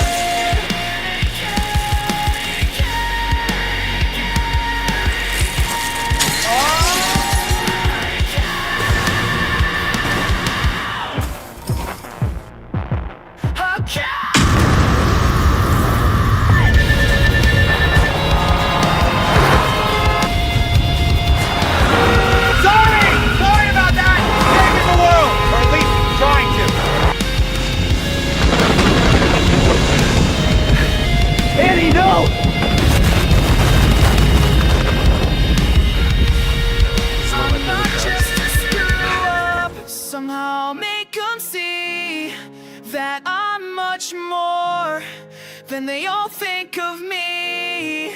I'm not just a screw up. There's gotta be more. There's gotta be more. Deep down somewhere in me, there's gotta be.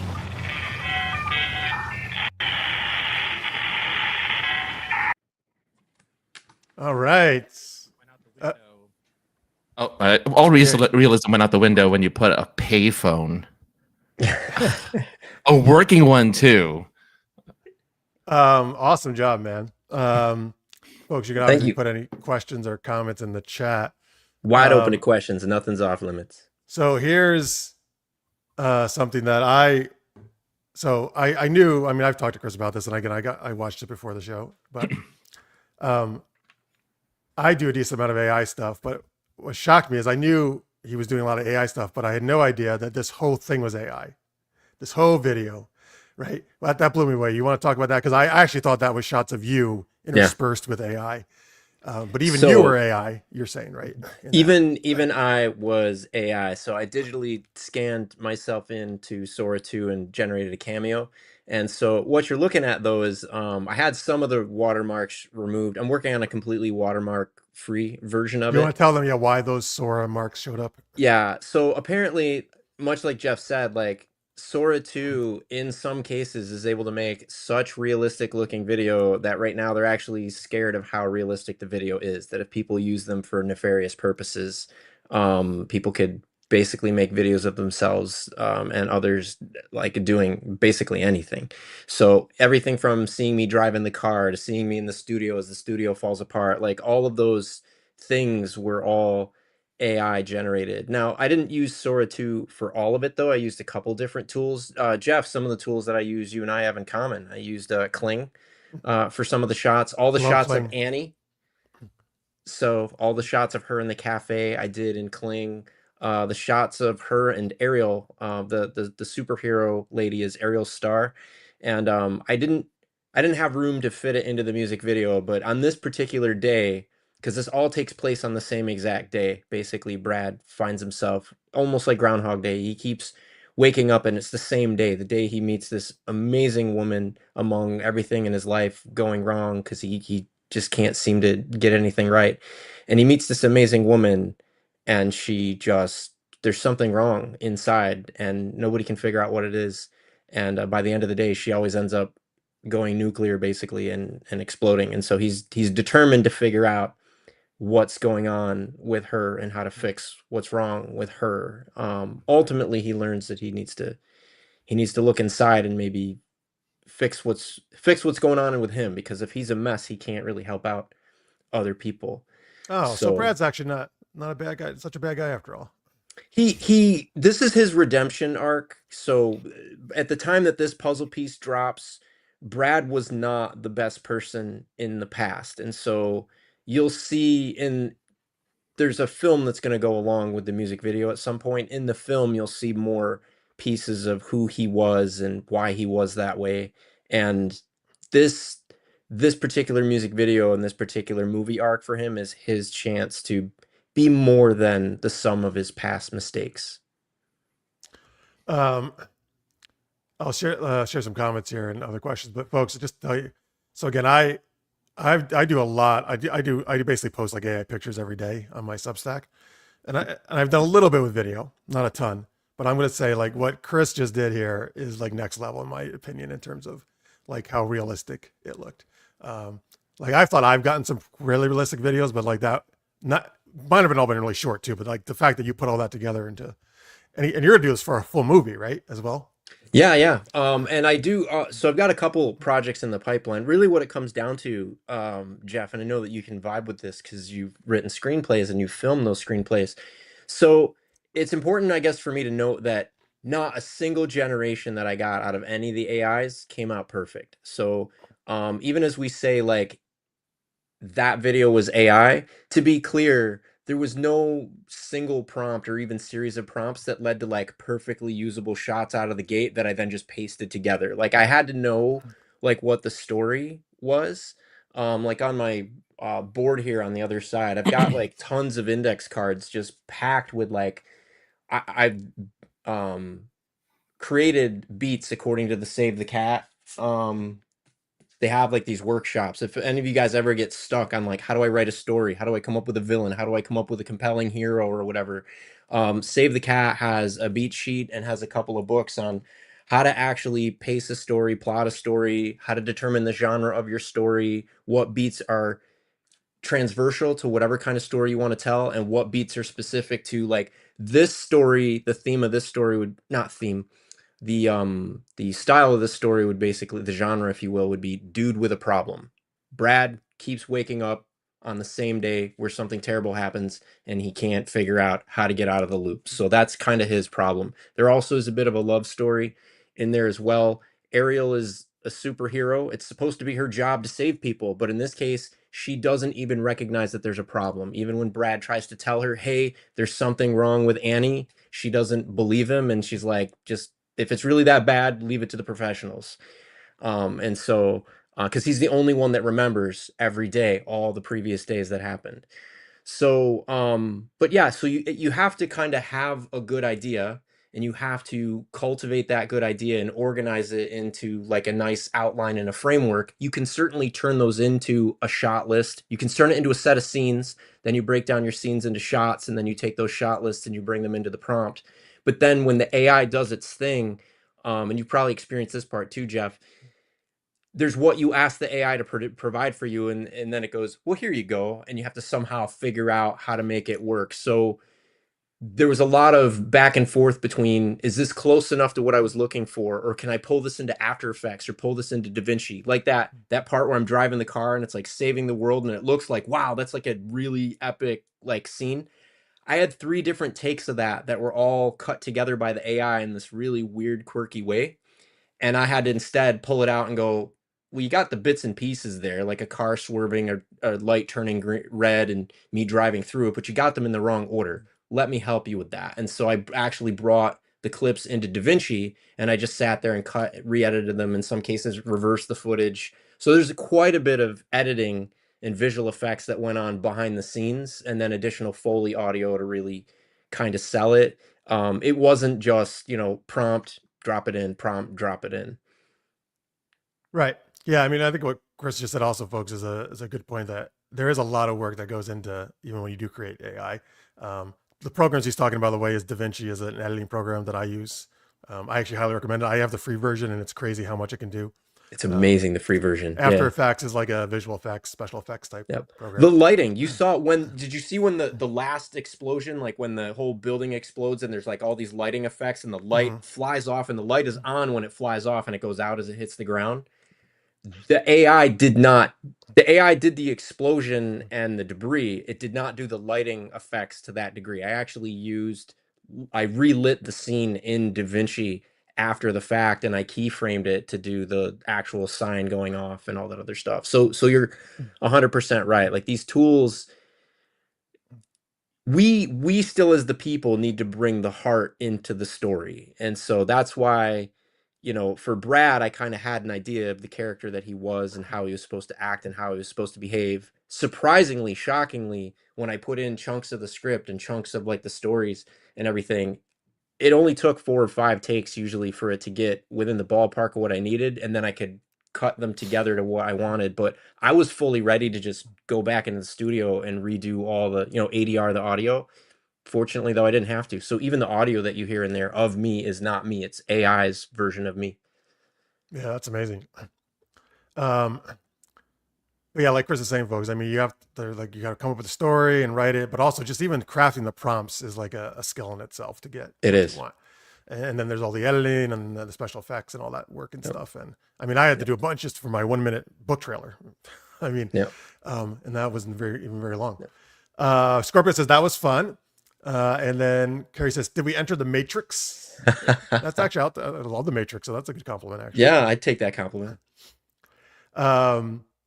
Also, the mute. So you wrote all the lyrics right? I of wrote the mu- song entirely, yeah, from scratch myself. And then you had, it was a producer AI you used to create the Yeah, song? it used to be called Refusion, but now, yeah, they've renamed it to Producer AI. So I gave it the lyrics broken down into, verse, chorus, bridge, and everything like that. And then had it, I iterated a few times because I wanted something that was kind of Linkin Park-esque. I was trying to But place like what, because it totally screamed to me like, what would you say, Fran? I don't know, like mid 2000s maybe or something, or I would say late 90s, early like 2000s. yeah. Yeah, I could see that. Yeah. yeah, that's But what I it was sounded like going for. exactly like very much like that's the yes that kind of band. So Linkin Park was what you were going for, the idea. Linkin Park-esque. Yeah, it was kind of what like I didn't want to rip them off, Yeah, of course. but I kind of wanted that kind of like alternative screamo type vibe. I mean, there was screaming. Yeah. That again, I literally typed again and again and again and again, and then like I did the whole like I put in the song like beat to give like the pause, and then I like all caps again, and I made it like which you never know how it's gonna work with the AI. Sometimes it'll be like again and but it got it this time, so But no, I man, was you pretty like happy. you're right. That totally feels like that era of song where like guy vocalist, yes, yelling and about how he tortured over this girl, right, and stuff. And it's just Yeah. like, I mean, 100. If I heard that and you hadn't sent it to me, I'd be like, yeah, this was a song that's on the radio, professionally produced, 100%. Thank you. Yeah. Does that mean then is that the future of music then, right? Is that it, you think? I think it will include it. And so really, that's a really great question, Francis, because actually, so if I can do you mind if I give a shout out to somebody here on the Go show? for it. So True No. McDonald, Sorry. if you folks check out the video and you scroll down in the comments, you'll see that there's a comment there where somebody says, vocals start at 17 seconds. Somebody was paying attention. That's True McDonald. She's got her own channel. So go ahead and click on her name and go to her channel and check it out. She actually has a series that she releases on YouTube about how to develop music, whether it's developing it the raw way or whether it's developing it with tools and things like that, like beatboxes or AI and things like that. There's certain principles that hold true. And so the reason that she says 17 seconds somebody was paying attention is because there's this thing out there called sync licensing, which if you are you folks familiar with what sync licensing is? I don't know what that is. Not exactly. So I'll be brief, but sync licensing is basically when you sell your music to be licensed to be synced to some visual medium or some other audio medium. It could be a radio play or a radio commercial, or it could be a movie trailer, TV show, something like that. And so the general rule is that you don't start the vocals until 17 seconds in, because it gives plenty of time for there to be some kind of voiceover, some kind of handoff. It also gives time where if somebody just wants a clean track with just the instrumentals, but not the actual, like they don't want somebody screaming again while they're trying to sell a bagel or something. So, but she gives lots of different, again. I know. So she gives lots of different really good tips for folks that want to get into, whether you're an indie musician with or without AI, all the tips that she gives are really good for how do you produce music, not just to sell an album, but to actually sell to some place like Sony Pictures or whatever for them using as backing tracks on their different shows and stuff like that. So yeah, and they are, according to True, they are starting to actually accept AI songs with a caveat. So from what I currently understand, it's that either the music or the lyrics have to be human authored. And the reason for that is because something that's completely AI generated cannot be copyrighted. So I can copyright the lyrics for my song, and I can copyright how they've been incorporated into the final track, but I can't copyright, just say, the instrumentals with the absence of the lyrics, for example, because the AI generated the instrumentals. If I'd made the music, it'd be the opposite. I could copyright the music that I'd written and charted out, but I wouldn't be able to copyright the vocals if I hadn't. Let me made ask them. you this: when I create pictures of my characters, which I do almost every day through AI, do I not have a copyright on those, or all those? Can they be copyrighted? So that gets really interesting. So the way I'll caveat this with I'm not a lawyer and this Yeah. stuff is constantly changing and evolving. So, but my current understanding of it from a lawyer that I have talked to is that you own the copyright on the prompt that you fed into the AI. Okay. And the output of the AI, though, is considered that's kind of in the public domain. Yeah, Now, okay. what gets really interesting is when you did more stuff than that, though. Like I saw you've generated images that you've then taken and you put together a trailer for your book. Folks, if you haven't checked out his book, Oh my God, thank you. Look at that. He's got it right there. check out his book. So, but yeah, so you putting it, together in a choreographed way to promotional material and all that other stuff, like the end result, like I own the copyright on that music video because there's so much editing, like any modifications I made to what came out of the AI, I have the copyright on those modifications to it. But technically I wouldn't have the copyright to the raw output from the AI. Okay, cool. So actually, what's interesting, the last bit on that though is Disney Pixar, right? When you create an animated film, whatever was actually rendered by the render farm, they technically don't have copyright to. They have copyright to the meshes, they have copyright to the images and the storyboards and the story and all that other stuff, but they don't have copyright to every individual frame that was generated by the computer. So this is kind of not new to AI. Okay, got it. Cool. Hey, folks, you should go to either arielstar.com. That's 2 R's at the end there. Or youtube.com/@-v productions. That is where that music video is. And I think all the other stuff you created for this, this is not a vlog, right? Absolutely. Yep. So folks, go over to @-v productions, give it a subscribe, give the video a like, comment if you like to. You'll see me actually. I already liked it and commented over there. I actually got a reply to my comment because I was saying I thought it was somewhat real video. Some actual feature, which is good though. That means you really did your job. Yeah. So my theory is, I know that there's people that feel a kind of way about it. I'm trying to just be open and upfront about what I'm doing, the creative process. All of my stuff is going to be a fusion of it. Some stuff might be entirely AI, some stuff might be a blend, some stuff might not even use AI at all. It's really going to depend on what is required to achieve that particular piece of the puzzle at the time. But always it's going to come from, an idea in my brain, a story in my heart, and something that I want to put out there that leaves the world better than I found it. So yeah, I think AI has its place as a tool that can help us unlock and unleash our creativity. But I definitely understand where people are afraid, of new tools and new technologies. So Well, I think what you said about leaving the world a better place is a great thing to be. That's a great creativity thing to come from. Last bit, if I can. I said before on other shows that I've been on that anybody that signed up at arielstar.com that went and left their information, sign up for news and everything. I think I got 4 signups and everything from here the last time I did that, but I want to give you folks another shot for it. Basically, anybody that signs up in the month of November, the song is called Reload.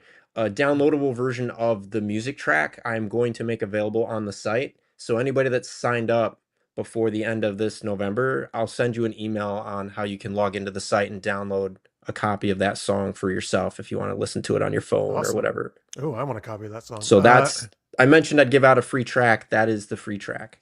Oh, I would listen to that in the gym. Nice. Oh, God. Yeah, man, that would get you going. All right, and before we move on, last thing is I hope Brad finally gets laid at some point. I'm not going to spoil the end of the movie. Okay. Oh, the rated X scene you put in the end of the movie? He may or may not end up in a bed. Just in a bed. He's in a bed sleeping in the video. Yeah, just in a bed. Well, he might end up in a bed with a girl. Or he might end up with 2 gay guys like Scott Pilgrim. Oh, there you go. All right, folks, let's go on. Please check out what Dash is doing there. The second super geeky question is, well, he already did it, but let me put the link up. I was just saying. I almost forgot, but yes, folks, he put up the paperback. Here's the hardcover of Elena, Adventures of Elena and Ned, Gargoyle PI. a new book, zany adventures of a sex-obsessed human girl and her grumpy gargoyle detective partner. They got to solve all these kooky cases, and you can get it at bookstoread.com/Elena and Ned. Paperback, hardcover, Kindle, ebook, Kindle Unlimited, all that good stuff. Links are also below. All right. Thank you. If you like Adult Swim, you'll really enjoy it. Oh, all right. Thank you. Stick It's got signed that up. same kind of vibe. Thank you. Stick signed up for your Ariel Star there thing newsletter. Excellent. Thank you very much, Thanks, Sticks. All right. Second geeky question is, as we just showed, Chris just released his awesome music video. So we want to know, if you're watching live or in post, what's your favorite music video? So let's start with Dash and or Brad. So I gotta say, like, MTV in the mid 90s, definitely. Like that scene with the train. That was one of those ones where I was fighting a little bit with the AI. Like, ideally what I wanted was he pounds the spikes in and then sees the train and then just casually steps aside as the train goes safely by. But instead I ended up with like 7 takes of the train just hitting me head on. Some of them more graphic than others. So I went with one of the less graphic ones for the actual video. And I think for the character, it actually fits a little better. But that was inspired by that Living on the Edge music video from Aerosmith, where the guitarist is playing the guitar on the tracks and the train is coming and he steps off at like the last second and the train just kind of goes barreling by. And it had Eddie Furlong from the Terminator in there as well. Yeah, so that I was a big fan of a lot of crazy, amazing, Living on the Edge. Like, just Aerosmith had just banger after banger of music videos out that each one of them told a bit of a story, which I really actually loved. That they took the song and they kind of elevated it. So those are my 3. And they're in an elevator in one of their songs, Love in an Elevator. Oh, I didn't see the music video for that one. Well, I don't know if they actually, I'm assuming they are, but I mean, that's in the song. Oh, no, now I got to look it up because that'd be funny. They gotta be, right? I mean, how can you have an elevator? That'd be hilarious. Aerosmith is great though. You're right. They have so many amazing songs. All right. So Living on the Edge, right? That was your choice from Aerosmith? Yeah. All right. Sadly, it is not in an elevator. They are Wait, just. You can't watch the whole video already. No. I can skip it though. All right. It starts in an elevator, but it's them. Aha, it's that's fine. It starts in an elevator. That counts. It's them singing in the concert. They're singing at a concert. But if they're in an elevator at one point, it counts. I guess so. Yeah, they're in an elevator a couple times, but they don't make love in elevators. What you're saying? The biggest misstep is that they don't make love in an elevator. Not to each other. I didn't mean. I mean, no. I mean they could have, but to like, wait a minute. There is someone making love in an elevator. Aha! See, there's like a naked woman in an elevator. Oh, I'm gonna go watch that video. That's crazy. I could do some research after this. I mean, I'm assuming you don't actually see her. No, you don't see anything really, but she is.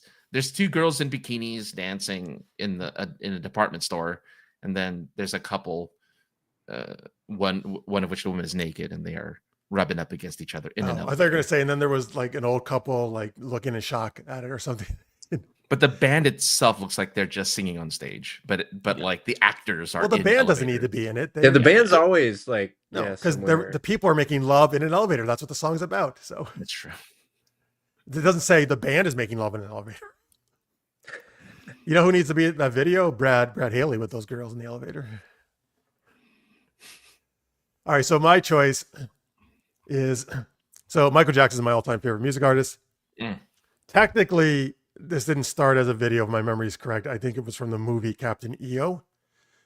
But correct me if I'm wrong. But anyway, it basically got turned to video. Smooth Criminal, which is actually my favorite Michael Jackson song. That was really one of his movies. That wasn't in Captain EO, was it? Well, maybe it was in one of his movies. I may have the movie wrong. Moonwalker? Was Smooth? What was it? I think it was in Moonwalker. Moonwalker. Thank you, Chris. Sorry. Yep. Oh yeah. Moonwalker. That makes more sense. Thank you. But it started there, and then I think they just released it. Like they excerpted that part as a video. But that is like for me, like so cool because he's dressed in the white gangster's outfit. The moves are so amazing, which is every Michael Jackson. The moves are amazing. But I don't know. There's just something about him and the other gangsters, and just in the lean, like that's so just like one of the coolest moves ever that they did. The lean forward, It just the whole thing is just so slick and awesome, and just like, and the song is great. I don't know, because here's the thing: he is a smooth criminal in that video. That's exactly what he is. I think Alfonso. I believe that was the music video also that Alfonso was in as a kid. Carlton. Alfonso Ribeiro, Yeah. Carlton. Oh, he's in that video as a young kid. He's in a Michael Jackson video. I believe it's that one, but I could be wrong. Well, we know he can dance, so. But he's got the Michael Jackson jacket on, and he's doing the dance and everything. Nice. And that's a good. I'm gonna have to watch it again. That's a good little Easter egg. All right, so what about you, Francis? What's your favorite? The chat, folks, put us in the chat. Your favorite music video. Everyone's picking old, Well, dude, yeah, because we talked about this recently. They don't make music. Well, they do. Back in our day, but those were the MTV music just videos. got rid of all music videos, right? So, Yeah. or about to. That's when Well, the music videos were amazing. I've made more music videos than MTV has shown this year. Yeah. Well, that they shut down all of their music video channels. I mean, it's not that artists aren't still making videos, but Yeah. I mean, artists are making videos. It's on YouTube, but they're not very good.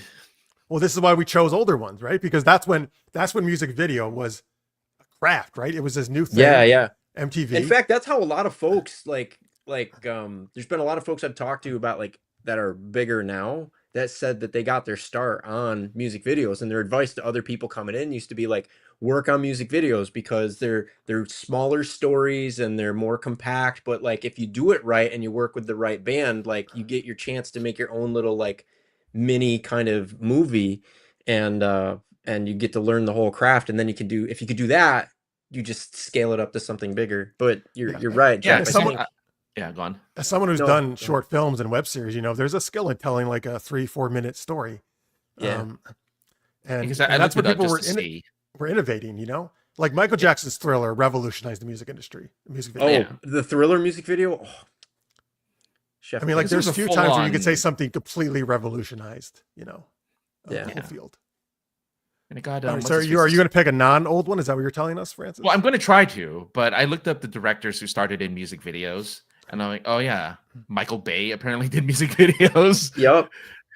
Gore Verbinski did music videos. I'm like, Yeah. oh, I guess a lot There's of a lot them of did start people. in music videos. Michael Yeah. Bay was music videos and Got Milk commercials. Then he went into movies. I didn't know he did Got Milk. He did the Got. Remember So the that one makes in me like him a Hell? little more now. Remember the one with he's in hell and he's eating all the cookies, but he's got no milk. And then the other one with Aaron Burr, but he's the guy Yeah, because he was eating peanut butter. he was eating the sandwich peanut butter and the jelly, and answer. he could have won the $1 million or whatever, but he couldn't say any. Michael Bay did those two. Wait, Aaron Burr was trying to win money? No. The answer to a question was Aaron Burr. Oh, This guy was the eating guy a who giant was- peanut butter jelly sandwich. And I they thought get you were this- about to tell me the reason Aaron Burr shot Alexander Hamilton is because he didn't have milk. Oh, that was actually it. Yeah, Alexander Hamilton made him a peanut butter jelly sandwich, but then offered him no milk and just. Right. Aaron Burr was like, "Fuck." That that. actually would make what Aaron Burr did a lot more justifiable. Right. Yeah. I think we all can empathize with. Favorite music video, Stick says, would be any Weird Al video. Pick one. Okay, Hard that's a good choice. Yeah, There you that was go. Very There you good. go. So Francis, So you don't what's have to your- pick a modern one. Just tell us your favorite. Yeah, your favorite. Well, no. I'm going to try to pick a modern one because Why? I do have favorite modern music. Because Oh, there's that's good fine. modern music videos. That's There fine. are. It's a safe space, Francis. You can tell us your favorite. Well, whatever. because I mean, look, there's obviously when I think of good music videos, I think of the ones that were really different, like Take on Me or Yeah, ahas. Right? Yeah. Yep. right, yeah. But then I think modern was a modern unique video, but they're not my favorite. Like Blurred Lines, they just had naked people in it, or Oh, I'm gonna look that up too later. that was Alan Thicke's son. Who did Oh, that it's Robin video. Thicke. Robin Thicke, yeah. He did. There's it was controversial because it was a bunch of just naked. Wait, is there women an dancing around. uncensored video version? There's an uncensored version of the video. 2013. I was like, oh wow. Wow. For a hot second, he was the biggest thing in music. He was, and then he tried to be a rapper. I think. I don't remember. Anyway, what is your Anyway. choice? This is a very All right, long one more. way to get I'm to your going to choice. choose one more before I pick my favorite. Another one, which I want you to watch because it was a milk commercial called White Gold. Called 1 Gallon Axe by White Gold. It is an amazing music video. Wait, is it a milk commercial or a music video? It is. It was used as a milk ad because his 1 gallon axe is milk, and he's drinking milk the entire time. Oh wait, his good. You told me this. I think the guitar has milk in it, right? The guitar has milk in it. Yeah. It's I such a totally good know this. video. Such a good video. But if I were to pick, because this is one I watched religiously when it came out, like I think last year, which is a song called Ratatata, which by Baby Metal and Electric Callboy. Electric Callboy is great in music videos in general. I think they're a lot of fun. But this is a very modern music video where you get a Japanese metal band, kawaii metal band, mixed in with a German screamo band, and they make beautiful music together. This sounds very unappealing to me. It is not for everyone. Well, I think it's great because Those two things you just said together. They're Not good at all. it's so funny. It's a lot of fun. Like it's just random stuff happening, but at the same time, it's so energetic and so cute because it has the baby metal girls in there, and so they're adorable. Oh, they're a girl band? Yeah, they're a Japanese girl metal band. Just like I gotta go, ending the show early. What about the Germans? into Are they it. girls or guys? No, it's two guys. It's two dudes. But together they make beautiful music together. So if anyone's ever interested, I don't like saying the name. Ratata is the song? Ratatata. Yeah, it's the name of the song. I wrote it down on my things to check out card. Yeah. But Baby Metal is Sticks. Baby Metal is awesome. Baby Metal in general is awesome. But this is Baby one of the Metal first- is the name of the band. Baby Metal is the name of the band, yeah. I thought that was a genre. Like it was I think it's metal, it called- was heavy metal made by babies. I thought it's Kawaii Metal. I think Kawaii Metal is the name of the genre. It's the heavy metal that you introduce your children to when they're first in the womb. Yeah, you're So that they rocking them can- to sleep, and That makes them really go to sleep well. Yeah. Yeah. It's a metal version of Baby Shark, just rocking them to sleep. Oh God, what a that would be something. But yeah, so that one I would recommend. So yeah. Okay. Wow, you picked one from last year. Very interesting. Well, I do love though how yeah. he picked on us for like picking such old things, and he's like, but I like music videos that really like push the genre, push the envelope of the genre. I like, didn't say "Ah, that." Take on me, right? And it was like older than anything you or I had suggested. Oh, when I picked, yeah. Oh well, yeah. Well, Mother Goose Metal, yes. But it was a good music video. To your defense, Take me again. It's very innovative. Great. yeah, incredibly innovative. even The other one I'll mention, because I love Meatloaf too, and I Would Do Anything for Love, which I love that song, but also it's such an epic music video. Like it's the one in the castle, and he's like, it's Yeah. almost like a Beauty and the Beast feel to me, like that song. Yeah, Can anyone think of a great song that had a terrible music video? I'm trying to think of one right now. Oh, there's so- gotta be right. ones. There's got to be a great song that had just an awful music video. Just like you could have done so much I more. mean, because there's plenty of music videos Yeah. that I feel are like, what the fuck did I just watch? Like, Do you remember the first time seeing? I think it's Lit. You Make Me Complete. I remember And the Lit. whole song. They're singing it on like the heel of Pamela Anderson's like pump. The what? They're singing on her what? the dress? like she's laying down and she's like got her arms up like this and she's kicking her feet behind her, and on the heel of her foot the band is playing the whole "You Make Me Come, You Make Me Complete, You Make Me Completely Miserable." I don't remember that at all. No, I don't think I saw that. You got to check it out. It was pretty wild for the time. Well, 90s had a lot of like 90s, early 2000s had a lot of the more funny, like Stacy's Mom, for instance. Just a weird. That's comedic- actually, Yeah. I believe, early 2000s, but I get what you're saying. Right. Yeah, I said Yeah, yeah. early 90s, early Okay. 2000s. Yeah, they have really just like they had a sense of humor in their music videos Yeah. at least. So. You weren't wrong though. I like mid '90s. That's when songs like "Flagpole Sitta" came out. Oh God. Remember that? Yeah. Oh yeah, Flagpole Sitta, sure. My folks, if God. you like Stacy's Mom, which I do, there's a fun parody of that still told from Stacy's side where this girl sings it About the boy for her and side. how much the boy's annoying because he's trying to get with Stacy's mom. She's actually a really good singer. That's Just look up nice. Stacy's Mom parody, you'll find it. Yeah, I But still wish one that of I my had favorites Jesse's is girl. she says something about like how she comes out with just a towel on, and Stacy's response is, "Ooh, Mom, put something back." Like, what are you doing? Put something back. Nah, more that's clothes cute. on. I like that. All right, there we go. That was our music video choices. Any last ones anyone wants to throw out before we move on? I couldn't think of any bad ones. The Yep. Three Little Pigs by Green Jelly I don't know What that. is What that? is was that? nuts. They tell the Three Little Pigs story, and it's all claymation. And then at the end, when they get to the third pigs, it's like they send in Rambo, and he comes in and he just mows down the wolf. Yikes! It was pretty good. Is it supposed to actually be Rambo? Yeah, it's a claymation Rambo. He's like, "You're a wolf face. Your ass is mine," and he's like, just takes him very down nice. with a machine gun. Oh, you know what though? I would have to say Hotel California. Just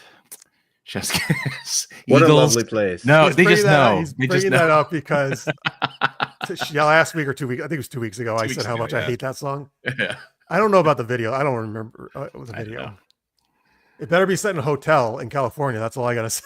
I've never seen the music Or be video for named that. California, the hotel. See, that's the thing. Is the hotel named California or is it just in California?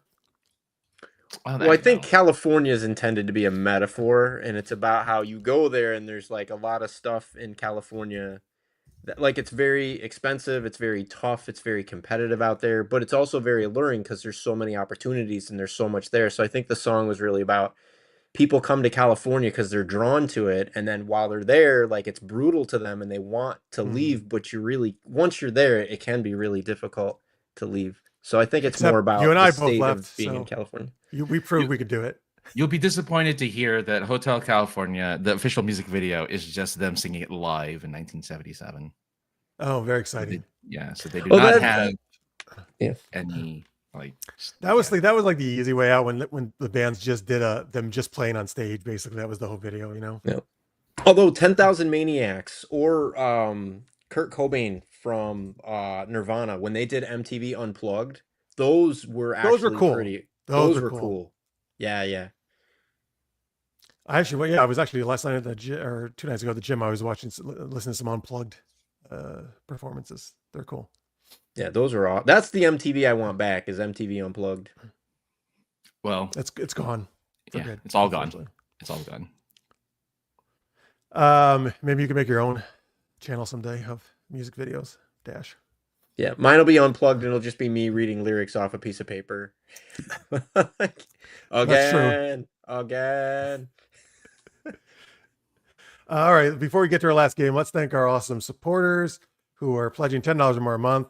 No matter what you're pledging, we appreciate it very much. You haven't transferred yet. No. Okay, just making sure. What? Yeah. What are we gonna do? Some kind of music theme, like a band, music band? What do you think, Francis? We'll put them in some kind of band, maybe, or something, or Yeah, we can do bands. like let's give it. And if you have the list up there, Brad or Dash, you can join us, of course, in this. Yes. Craig Allen, they get a Craig Allen Pool and the Pool Boys. That's the famous band, pop band, where they all dress in their Speedos. And the video is around them as they clean the pool out for this hot MILF. So a little Stacy's mom-esque there. All right. I don't know. You can do the next one there, Francis. Oh, okay. Okay. Of course, everyone loves this Euro / metal screamo band known as Tammy and the Anderson Thins Wrong With Ya. She's the one woman screaming lady. Oh, she must have saw Carl Urban. That's why she's screaming in pleasure. Yeah. I'm trying to remember. I just saw him I saw his name in a movie. I'm like, he's in that. I'm trying to recall the movie. Anyway, go on. So Oh, you Tammy reminded just me of the joined. stupid Just movie. the chat just says you did that too. Craig is vibing with the Beach Boys. Yeah. Oh yeah, because he's the pool boy. He's very good. By the way, Styx wants a heavy metal read off. That Dash could do that. Yeah. I feel so goth emo. Oh, there you go with her band there. Yeah. All right, Dash, you can do Johnny Pappas. Johnny Pappas, I want to thank you. I really want to thank you. Whisper screamo. I like Wow. it. I like whisper screamo. That's the best kind of screamo. Is whisper screamo. All right. Well, now we've got DashV himself, actually, I get to thank, who's right here. And of course, he, outside of his AI music video, he used to be in the 90s alt rock band Dash Velociraptors, which is where he would have all his backup singers were dressed as velociraptors, and they would, they would dance like that while he would bust out these amazing lyrics. And there was a special, can you give us the special velociraptor dance you guys would do in the middle of the song? Oh yes, I loved it. I miss seeing that. All right, so okay, there we go. Let's now go back to Francis with the next one. Yes, of course, Jalou, famous solo singer of his debut reggae hip hop album, "Ja Looking for Trouble." Oh, nice. I was gonna say what's Jalou with you, but all right. Ja Looking for Trouble is good. Ja Looking for Trouble. All right, and Dash. All right, I'm on Brian, right? No, you're on Delaney. Delaney. Oh, Delaney. Delaney, when you chose to support Jeff and friends, you made the right selection. I got no corrections, because you will not be dancing with yourself. You won't be That's never dancing with bad. yourself. What is that from? Dancing Anyway. with myself? Oh, okay, yeah. I like how, by the way, instead of Jeff and Francis, it's Jeff and Friends. Jeff and friends. Right, Well, because you got friends. There's other Jeff, people. you got There's other Francis. people. No, I know. you got There's Delaney, guests. you got Yeah. all the guests. Yeah, you're a friend, Dash. Yeah, Jeff, yeah. Francis, and friends. There we go. Jeff, Francis, maybe, and Friends. I'm sorry, we can JFF. cover this in the lobby, but you didn't tell me beforehand. Are you and Francis, are you and Jeff on the outs? Is there something wrong? You want to talk about it? You're the one No, who I'm said saying Jeff and that's. Friends. You're saying you have to include his name because he's in the ins. I thought he was inferred by the friends thing, but if you guys aren't friends, maybe I can help Oh, moderate. I see what you mean. No, but I'm Yeah. saying Oh. Friends. Just never mind. Friends. This Friends can be plural a was like healing Francis. episode. This can be a healing episode. All right, Brad, stop causing trouble. Anyway, we got Brian and the Hepcats, because man, he's part of that 1920s swinging. There was a resurgence in the 90s. Okay, the late well, I'm 90s. going to go back to the original like swinging style, big Stray band Cats. music. Yeah. The Stray Cats. Oh yeah, it was who in the Stray? It was somebody in the Stray Cats or just the Stray I don't Cats? remember, but I remember But also Mambo number 5 is kind of that idea, right? Cherry Poppin' Daddies with Zoot Suit Riot. Yeah. Who did Mambo number yeah. 5? That was a solo guy, right? Oh, Mambo number 5 was was one dude. Sings solo dude, yeah. Yeah. Dun, dun, dun, dun. Okay. It was Well, always anyway, he had funny little when those Monica in things his hit life, Radio Disney and they try to make it like a clean version of it. I miss that. I miss that they did they tried to make clean versions of like Pony or like Oh yeah. Well, why does Mambo number 5 need a clean? He's just saying the girls' names. Lubega. Thank you. It was supposed to be the Rolodex of ladies that he's being a playa with, though. Yeah, but he doesn't actually say he's sack. But they changed it to all be Disney characters, which ironically made it weirder because he's wait. So he's saying like a little bit of Ariel in my. Oh God, that'd be kind of bad though. Is it, right? Yeah, that means he's having sex with underage. No, that was That's the not even thing. that. That was the thing. Instead, he made it about hanging out with them. So he'd be like, a little Oh. bit of Minnie in my life with a little bit of Mickey by her side, and I'm like, So he's having a Wait. 3-way with Mickey wait and a Minnie. minute. Like I don't know that this. And then you remember the one where the guy she caught me red-handed, loving on the bathroom. Yeah, well, floor that's or pooping whatever. on the we were talking about bathroom that. floor. Yeah. Yeah, instead they made it a song about the guy's wife comes home and catches him cleaning the bathroom floor with a friend. And I hate it when was me. I hate it when my wife catches me cleaning with my friend Francis. Gosh darn it. Oh, I'm man. furious. These tiles look spotless. Is that a real thing on Radio Disney? They did. I swear to God, it's a They real used to thing. clean up a lot of. Hang like, on. music. Did they have the actual artist do the new lyrics or somebody else? No, someone else. No, someone But else. so they had the real artist part of their song, and then someone else come in with, or just someone else did the whole new song. They So it's like covered it. They it's like covered it with safe that's lyrics. it's almost like where they have the albums with the kids singing all the songs, the popular songs. Now that's what I Yeah. call music's kids or whatever, right? Well, I mean, Francis, I'll take you at your word, but when I heard them, they sounded like original artists, actually.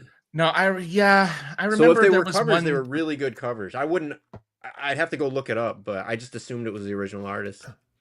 Well, I might be thinking of the kids one actually. Now that I think about it, I might be thinking of the kids one where kids end up singing like those types of songs, but they make it friendly Yeah. for all audiences. Yeah. So it's a similar thing, but it's the kids singing it. Yeah. So I think you're right. It might have been the original artist for the Disney stuff, but I think the kids singing ones were Yeah. kids doing the. I just Jamie gotta say, it says- was really weird. Like I learned to not request at like church dances.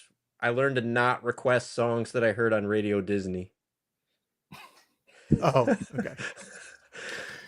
I did not know that the Inspector Gadget song had explicit lyrics. Tammy says, "Is that Donald Dick singing? It wasn't Mickey." Donald Dick. Donald Did you say Duck. Donald Dick? I said Donald Duck. You did not. You most certainly did not, folks. Catch it Well- on the replay. Well, in this version, it would be Donald Dick, right? Man. Woo. Hang on. Kids wait. Bob. Thank you, Sticks. It Kids was Bob. Kids Bob. Yeah. Oh, yeah. okay. Yeah. By the way, wait. What do you say? What about Inspector Gadget? There's no bad Inspector Gadget. There's a song, you can call me when you want me. If you need a friend, you got me. I'll be your everything, fulfill your every dream. We could do it automatic and I'll freak you with my gadget. That's not an Inspector Gadget song. Was it No, done to the beat of Inspector Gadget? Because it might have been. It was done to the whole, it was done to a remixed beat of the All right, Inspector but that's Gadget not the theme song. original, obviously, Inspector Gadget theme song.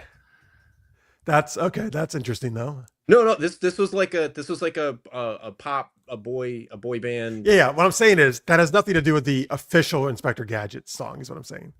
It may or may not have been part of the Inspector Gadget movie soundtrack. I don't remember, but it came out around the same time. movie. I don't fucking count that. Sorry.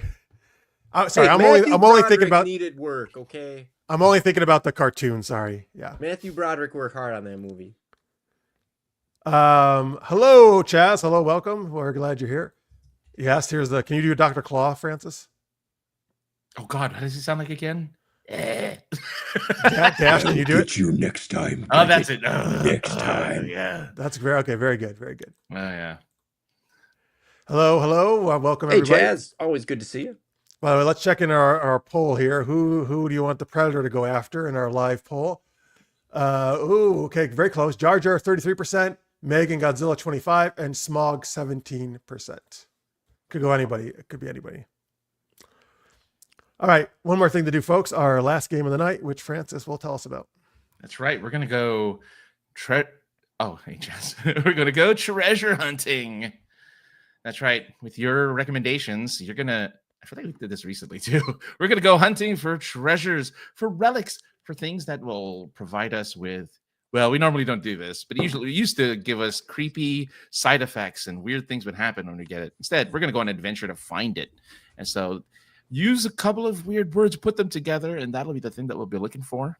I think last time we looked for yeah, it needs to be some kind of object or relic sounding type thing. Yeah, like the Spear of Destiny, the Ark, whatever but still a fight. Excalibur, yeah. Right? Yeah, but make some kind of geeky, silly sounding. Yeah, like the sword of masturbation. Okay, I was going a different way, but like the hot dog of truth or something, or the hot dog of Donald hot Dick. dog that makes you into a music video. Donald Dick's dildo. Donald Dick's. A web slinger that shoots condiments. Oh yes, a web slinger that shoots condiments. That would be a great thing to find. So just fill that into the chat, and we will go. By ahead the way, and Francis, on that. Yes, you said it earlier about the web shooters where like organically the condiments came from you, but technically we could invent web shooters and just fill them with condiments too, right? Well, yes, but again, my original idea was grosser, so I went with the condiments idea. Oh, because it's produced for your body. Yeah. But I'm saying it actually is feasible, I guess, to do that. It is very feasible. Yeah, totally. The Golden Rivet, Tammy says, or Jessica's Rabbit. Okay, that's funny. Oh, I see what you did. That's there. actually that's a good one. That's Wow. Hang on. Now, does she mean like the rabbit, like because Rabbit is a brand of vibrator, right? Yeah, I believe. I'm assuming that's what she meant. She means, Yep. yes. Maybe she means you, Tammy, actually for bunny, the her pet bunny. suggestions. All right, well, so I guess we might as well do that one, Jessica's Rabbit. Good Roger Rabbit reference there. So, all right, we're seeking Jessica's rabbit. Where, folks? Where's our quest starting? Where in the I world? just found the Goblet of Gluttony. Right. So we're kind of like we're sitting around like, oh boy, ooh, we're really full from eating all that much. But now, where are we going to go on our quest for Jessica's rabbit? What part of the world or planet or fantasy land? Wow, Francis really looks gluttonous over there. We just got gluttoned. That's a good line. We got gluttoned. Got gluttoned. Yeah. God glutton. That's like what the Blob should say from X-Men. You're about to Got get gluttoned. gluttoned. Smash. When he sits on you, and he said, Yeah. that's pretty much all he did. He would leap and like sit on the. Well, he was impenetrable. He couldn't like. But then I remember Wolverine once would shoot his claws into his ass, and he would then leap when he sat on it. I mean, spiky. Yeah. The Himalayan mountains. Okay, I did not expect to start there, but that's good. Hang on, wait a minute. Himalayas are where? Everest is in the Alps. Is it in the Alps or the Himalayas? Is Everest in the Himalayas? No, I think that's its own thing, right? I didn't know I had to do research. Okay, somebody look up where the Himalayas. So it is located. It is located in Asia. It crosses Nepal, India, China, Bhutan, and Pakistan. Yeah, so that should be Everest, right? Yeah, in the Himalayan mountain range on the border of Nepal and China. Okay, so this is Everest. Okay. I was right. Okay. All right. So we're in the Himalayan mountains. And we're looking for what? Jessica's rabbit, right? We are. Thank you, Tammy. All right. Are you going to be Brad or Dash? I think you should be Brad. Okay. And I guess Franz and I will just be ourselves. Be Angelina. No, never mind. You're going to be Angelina Jolie? Yeah. So we could be Brad and Angelina. Oh, yes. And Oh, I'd love I'll be that. Jennifer Aniston. You'll be Jennifer Aniston. We'll be hating each other. Wait, actually, let's do that. You be Brad, Angelina Jolie, and I'll be Jennifer Aniston. Okay. Is that her lips? That's her lips. Oh, hey guys. We just ended our watching, 10 seasons of Friends. Wasn't that so much fun? I've eaten so much. Angelina, you look believe it. anorexic. How can you eat so much? To ask Brad, it's his fault. Hey guys. Brad, have you been hanging around Angelina? What's going on? Hey, look, you're the ones that locked me in the friends zone, okay? No, Brad, that just meant you had to sit there and watch every episode of Friends. That's all that meant. Every episode. I didn't realize that was like a long-term commitment. A marriage would be shorter, at least Friends statistically. is like the greatest TV show in existence. Way better than any Angelina's stupid movies. Guys, I just got a page that says Jessica page? lost her. What? Yeah. It's telling me my best friend Jessica, she lost her rabbit. We got to go find her rabbit. Oh, all right. By the way, why are we in the Himalayas? Angelina, are you adopting like a dozen more Nepalese children? Well, yeah. Where else am I going to get my babies? I need my babies. Only place to get them, Himalayas. Brad, I thought you were going to give me a baby. Well, hey, look, I'm doing the best I can, okay? Yeah. Oh, yeah. Wow. I also just got a telegram that says the same thing about Jessica's rabbit. You better reply back. All right. Okay. Where should we go, Angelina? We're in the Himalayas with our big parkas on. So where can we go to find Jessica's rabbit? Well, I heard we're only at the base. Hey, you know what? of the You played mountain. Lara Croft. You should be perfect for this. That's right. Got my guns here, and She does Yes, have sir. nice guns. I also have my guns here and my wings. All right. That's enough. Let's just stand and be focused. Right. So we're at the base of the Himalayan mountains. We gotta go up. We gotta go up, up, up. Okay. She says her rabbit is at 3 million feet above sea level. That doesn't sound right to me. Brad, does that sound right to you? 3 million feet? No, it doesn't. But so I typed in. So don't ask me how, but like I have her rabbit on my Find My Friends app, and according to it, it's about 3 clicks east. Oh, okay. Clicks. 3 clicks east. Yes. There won't be anyone named Ross there, will there? Uh-oh, is that a problem? We're on a break. You and I. He may or may not be the keeper of the inn where I think Jessica left her rabbit, if it's where I think it is. Oh, listen. He better not be touching Jessica's rabbit. That's all I gotta say. You're definitely going to want to bring some hand sanitizer. Okay. Well, Angelina, you carry a lot of that around, right? I do. You're always going to like weird places. I do. What are you saying? I don't go weird places. I just Like weird places like around my husband's dick. hello. Ow, Angela, I know it's cold out, but like put those things in your jacket. You just poked me in the eye. Sorry. Oh, I can't help it. My guns are too Hey. big. How the heck did you get the pixel tits that just like original Lara Croft had? I'm I telling you, had they're them sharp. done. I think you cut me. I still no, can't you're believe I bleeding. lost that role to you. I should have been Lara Croft. Can I put your blood in a vial and I wear it around my neck? Hey You guys, better be we talking better to hurry. Brad. According to this, Jessica's rabbit is only on 2 more bars of power, and then we're gonna. Oh, lose all right, the let's signal. hurry. Let's get on this dog sled. And Brad, you have to be the dog because we don't have any dogs. You have to pull us. Yeah, mush. Oh, Angelina, you like this, right? You like whipping guys, right? I do. It's my favorite. Oh, It's my favorite oh, pastime. wow, this is like last weekend, babe. Woof. Wait, who was he talking to? Which one of us was he talking to?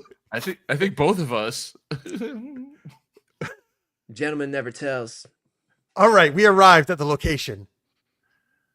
Let's dig through the snow for this rabbit. Okay. I'll just.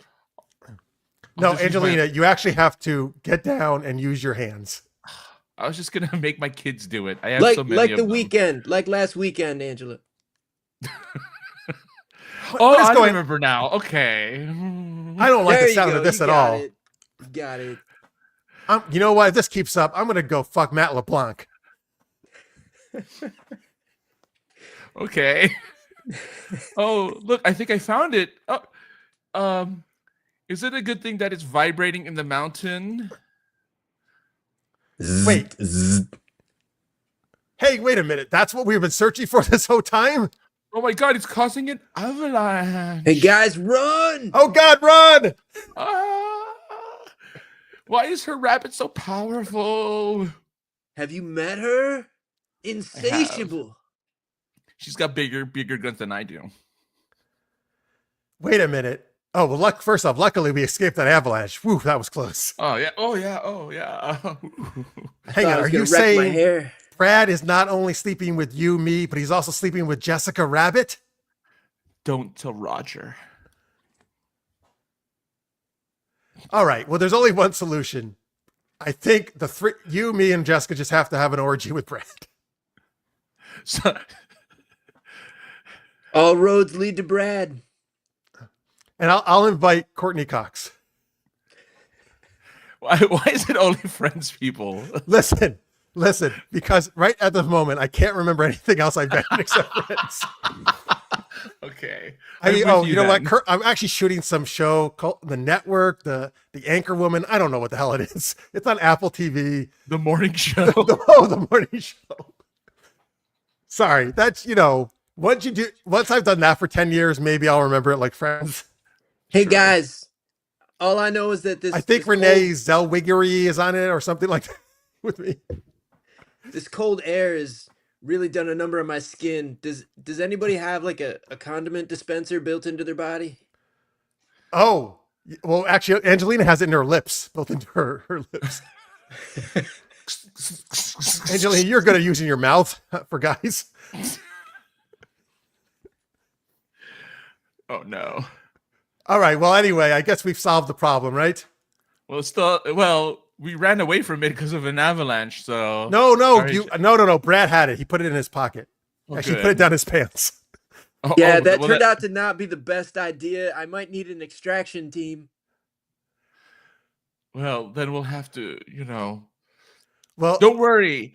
I'm made of salt. that's a movie you were in. Yeah. You played a spy in that. I mean, whatever. Well, luckily, David Schwimmer played a paleontologist. I'm sure he's good at extracting bones and stuff like that. It kind of looks like a bone. It should be a little easier now that the battery died. Jennifer, you've been in other movies and TV shows. No, there's just Friends. That's it. All right. Anyway, let's go back to the land of gluttony and watch some more Friends reruns. I like This it. whole adventure was a pain in my ass. Well, Well, yeah, 'cause you got- Jessica's rabbit. A rabbit shoved up. And that's what you deserve, Brad. Don't let Andrea hear about this. She'll never let me live it down. Oh my God. Now he's cheating on us with Andrea too. All right. End scene. Could this be any more vibrating? Yes, there we go. Look, I just love that it was only Friends. You know what? At one point, I almost was going to look up films of Jennifer Aniston, and I did think of one or two, but I was like, it would be fun. You know what? I'm just going to say Friends the whole time. Yeah. What was it? I mean, because she was in actually a very funny movie. I like Meet the Millers. We're the Millers. We're the I love Millers, that film. and then The Breakup, and She was in some film actually where she was like really evil. She was in Bruce Almighty. She was in. Oh, Bruce Almighty. Oh, that's Yeah. right. She was. She's actually been in a lot of stuff. She's actually been Yeah. the most successful friend, I would say. Yeah, I guess so. Yeah, Courtney Cox a close second. with, Yeah. Cougar Town and all that stuff. Yeah. Oh, Do you have a? Can you drop a pin Oh, on the my Bosses. phone, The Bosses Cougar movie Town? too. What was that? I was just Francis. Could you drop a pin on my phone for Cougar Town? Oh. Oh, you and your Cougars. I'll Go get with you. what you know, man. Go with what you know. Oh, you're right. I mentioned Matt LeBlanc. So how you doing? Joey's classic line. Never used it once on Top Gear. On where? Oh, Top Gear. Gear. Yeah. That's right. He hosted that. Yeah. Well, The why, nice why thing would about he use it on Cougars- Top Gear? No. He pulls up in the car. How you doing? I mean, it's his line. It's the one line he's known for. So I'm just saying. Anyway. All right, there we go, folks. That was Geeky Treasure Hunt. Luckily, we found that vibrator. Thanks. Thanks, Tammy, for that suggestion. Yes, thank you. The morning show. Sorry, I definitely could not think of the name of that. Yeah. But Renee Zellweger's in it, right? Am I right at that with her? I I think. believe so. Yeah. Yeah. I haven't seen it, so I don't know. Well, that's what they are, right? They're the host of a morning show. That's the whole idea, right? I think. Yeah.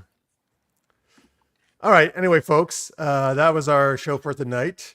Remember, aerialstar.com is where you can check out all cool Dash's cool stuff. And that's where they can sign up for the email list and get the free downloadable track we put- Absolutely. Yeah, trailer absolutely. alert. If you sign up to get updates and everything, as soon as I make that track public available on there for download, the folks that are already in the list will get an email to download it for free. And then DashV Productions at DashV Productions on YouTube. Please go give them a subscribe. Check out the video we played. Give it a like, comment if you would like. It's already actually doing quite well over there. And again, all these links are in the description section below the video if you want to check them out, or check them out later if you're watching in post. Thank you. And Here check we out go. Jeff's book. Yes, The Adventures of Elena and Ned, Gargoyle PI, in paperback or hardcover or ebook. Thank you very much. The link is also in the chat for that. Check out Francis's hat, Out of Time, from Back to Brad the loves Future. it. Oh, I saw actually a shot on Facebook, Chriss, of you watching Back to the Future. And did they just put that in theaters again? They had for the, I think, 40th. 40th anniversary, they had it in IMAX. Oh, So, yeah. Okay. It totally holds up.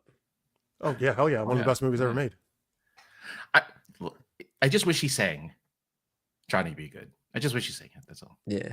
Oh, I mean, well, but Michael J. Fox could he really sing?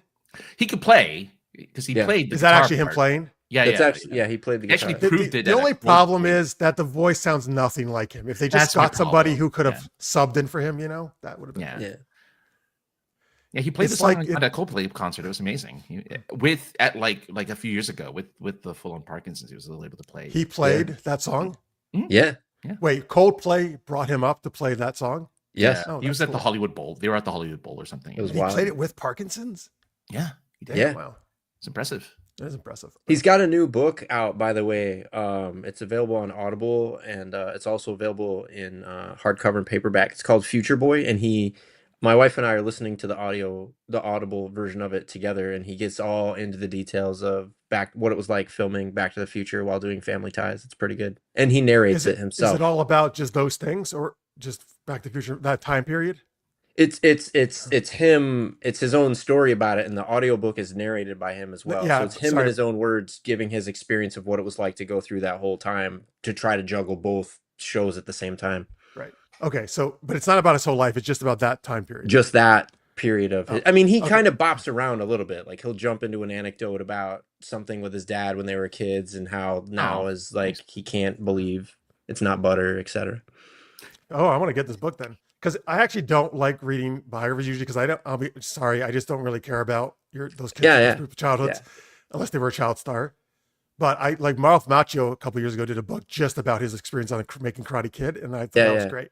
I think you'll like this because this sounds right up my alley. Yeah, he gets into stuff like showing up and Leah Thompson like not liking him at first, and then like what he was trying to do to try to win people over and what it took to win people over and things like that. So there's a lot of like inside scoopish feeling stuff about it. I like that a lot. Nice. Also, like another good book about that kind of stuff is Carrie Elway's As You Wish, which is all about the Princess Bride, making of the Princess Bride. And he narrates that himself too, if you like Audible. Nice. And I think I actually read it because I like to read, not listen so much. But I think people said he actually does like voices of Andre the Giant and other voices while he's doing it or something. If you've never seen him tell the story about Andre the Giant breaking wind on the set and nearly knocking all of them out, he does an amazing Andre the Giant impression. Oh, nice. He's got some great Andre the Giant stories in that. All right, anyway, folks, go there, check out Chris. Oh, sorry, I was about to check the poll. That's what I was about to do. Let's see who won our poll. Who should the Predator track down next? We got Smog with 17%, the Meg and Godzilla tied at 25%. The winner, of course, is with 33% of the vote, Jar Jar Binks. Poor Jar Jar. Poor Jar Jar. But luckily, some people think he's secretly a Sith Lord, right? So maybe he'll survive. Oh, that's a good recommendation, Tammy. The Galaxy Quest documentary. That's fun. Oh, is it a new documentary? I don't know if it's new, but I mean, she saw it this week, so I didn't know there was a documentary on Galaxy Quest. Yeah. I love that movie. Cool. Thank you. All right. Francis, besides doing this show on Tuesday nights, I think still, right? You do? Yeah. What do you do?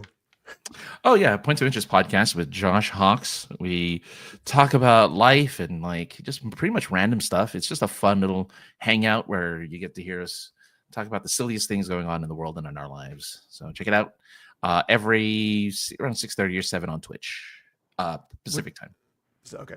Yeah. And folks, again, you can go to RileyRoseRotica.substack.com if you want to check out some of my AI work and also get some of my ebooks. And actually, there's a lot of Elena and Ned pictures over there too. Their characters having fun and doing kooky things. All right, cool. Thank you so much to Chris, Dash, and Brad for coming on. Brad. Yeah, Brad, you're cool in our books. Stay cool and keep an eye on those rabbits, man. I mean, they don't multiply, but they do get into trouble. Well, you stop shoving them down your pants, Brad. All right. Mistakes were made. But folks, yeah, please go keep an eye out for Chris's. He's gonna have a lot more awesome content, like videos and other stuff like you saw today, and check out his YouTube. And we will see you. I'm not forgetting anything, Francis, right? Okay, because I actually remembered the poll this time. I always usually forget something. I didn't have to say anything weird to get. Yeah, I know. Usually you make like some kind of fun reference to get to it. Yeah, but you had it. You got it already. Yeah, you're good. Okay. Galaxy Quest documentary is on Amazon Prime from 2019. Oh, I have to check that out. Yeah. All right. Well, anyway, folks, we'll be back next Wednesday, 9 p.m. Eastern, 6 Pacific, as usual, with more geeky shenanigans. Until then, stay geeky, everybody. Thank you for watching. Bye. Stay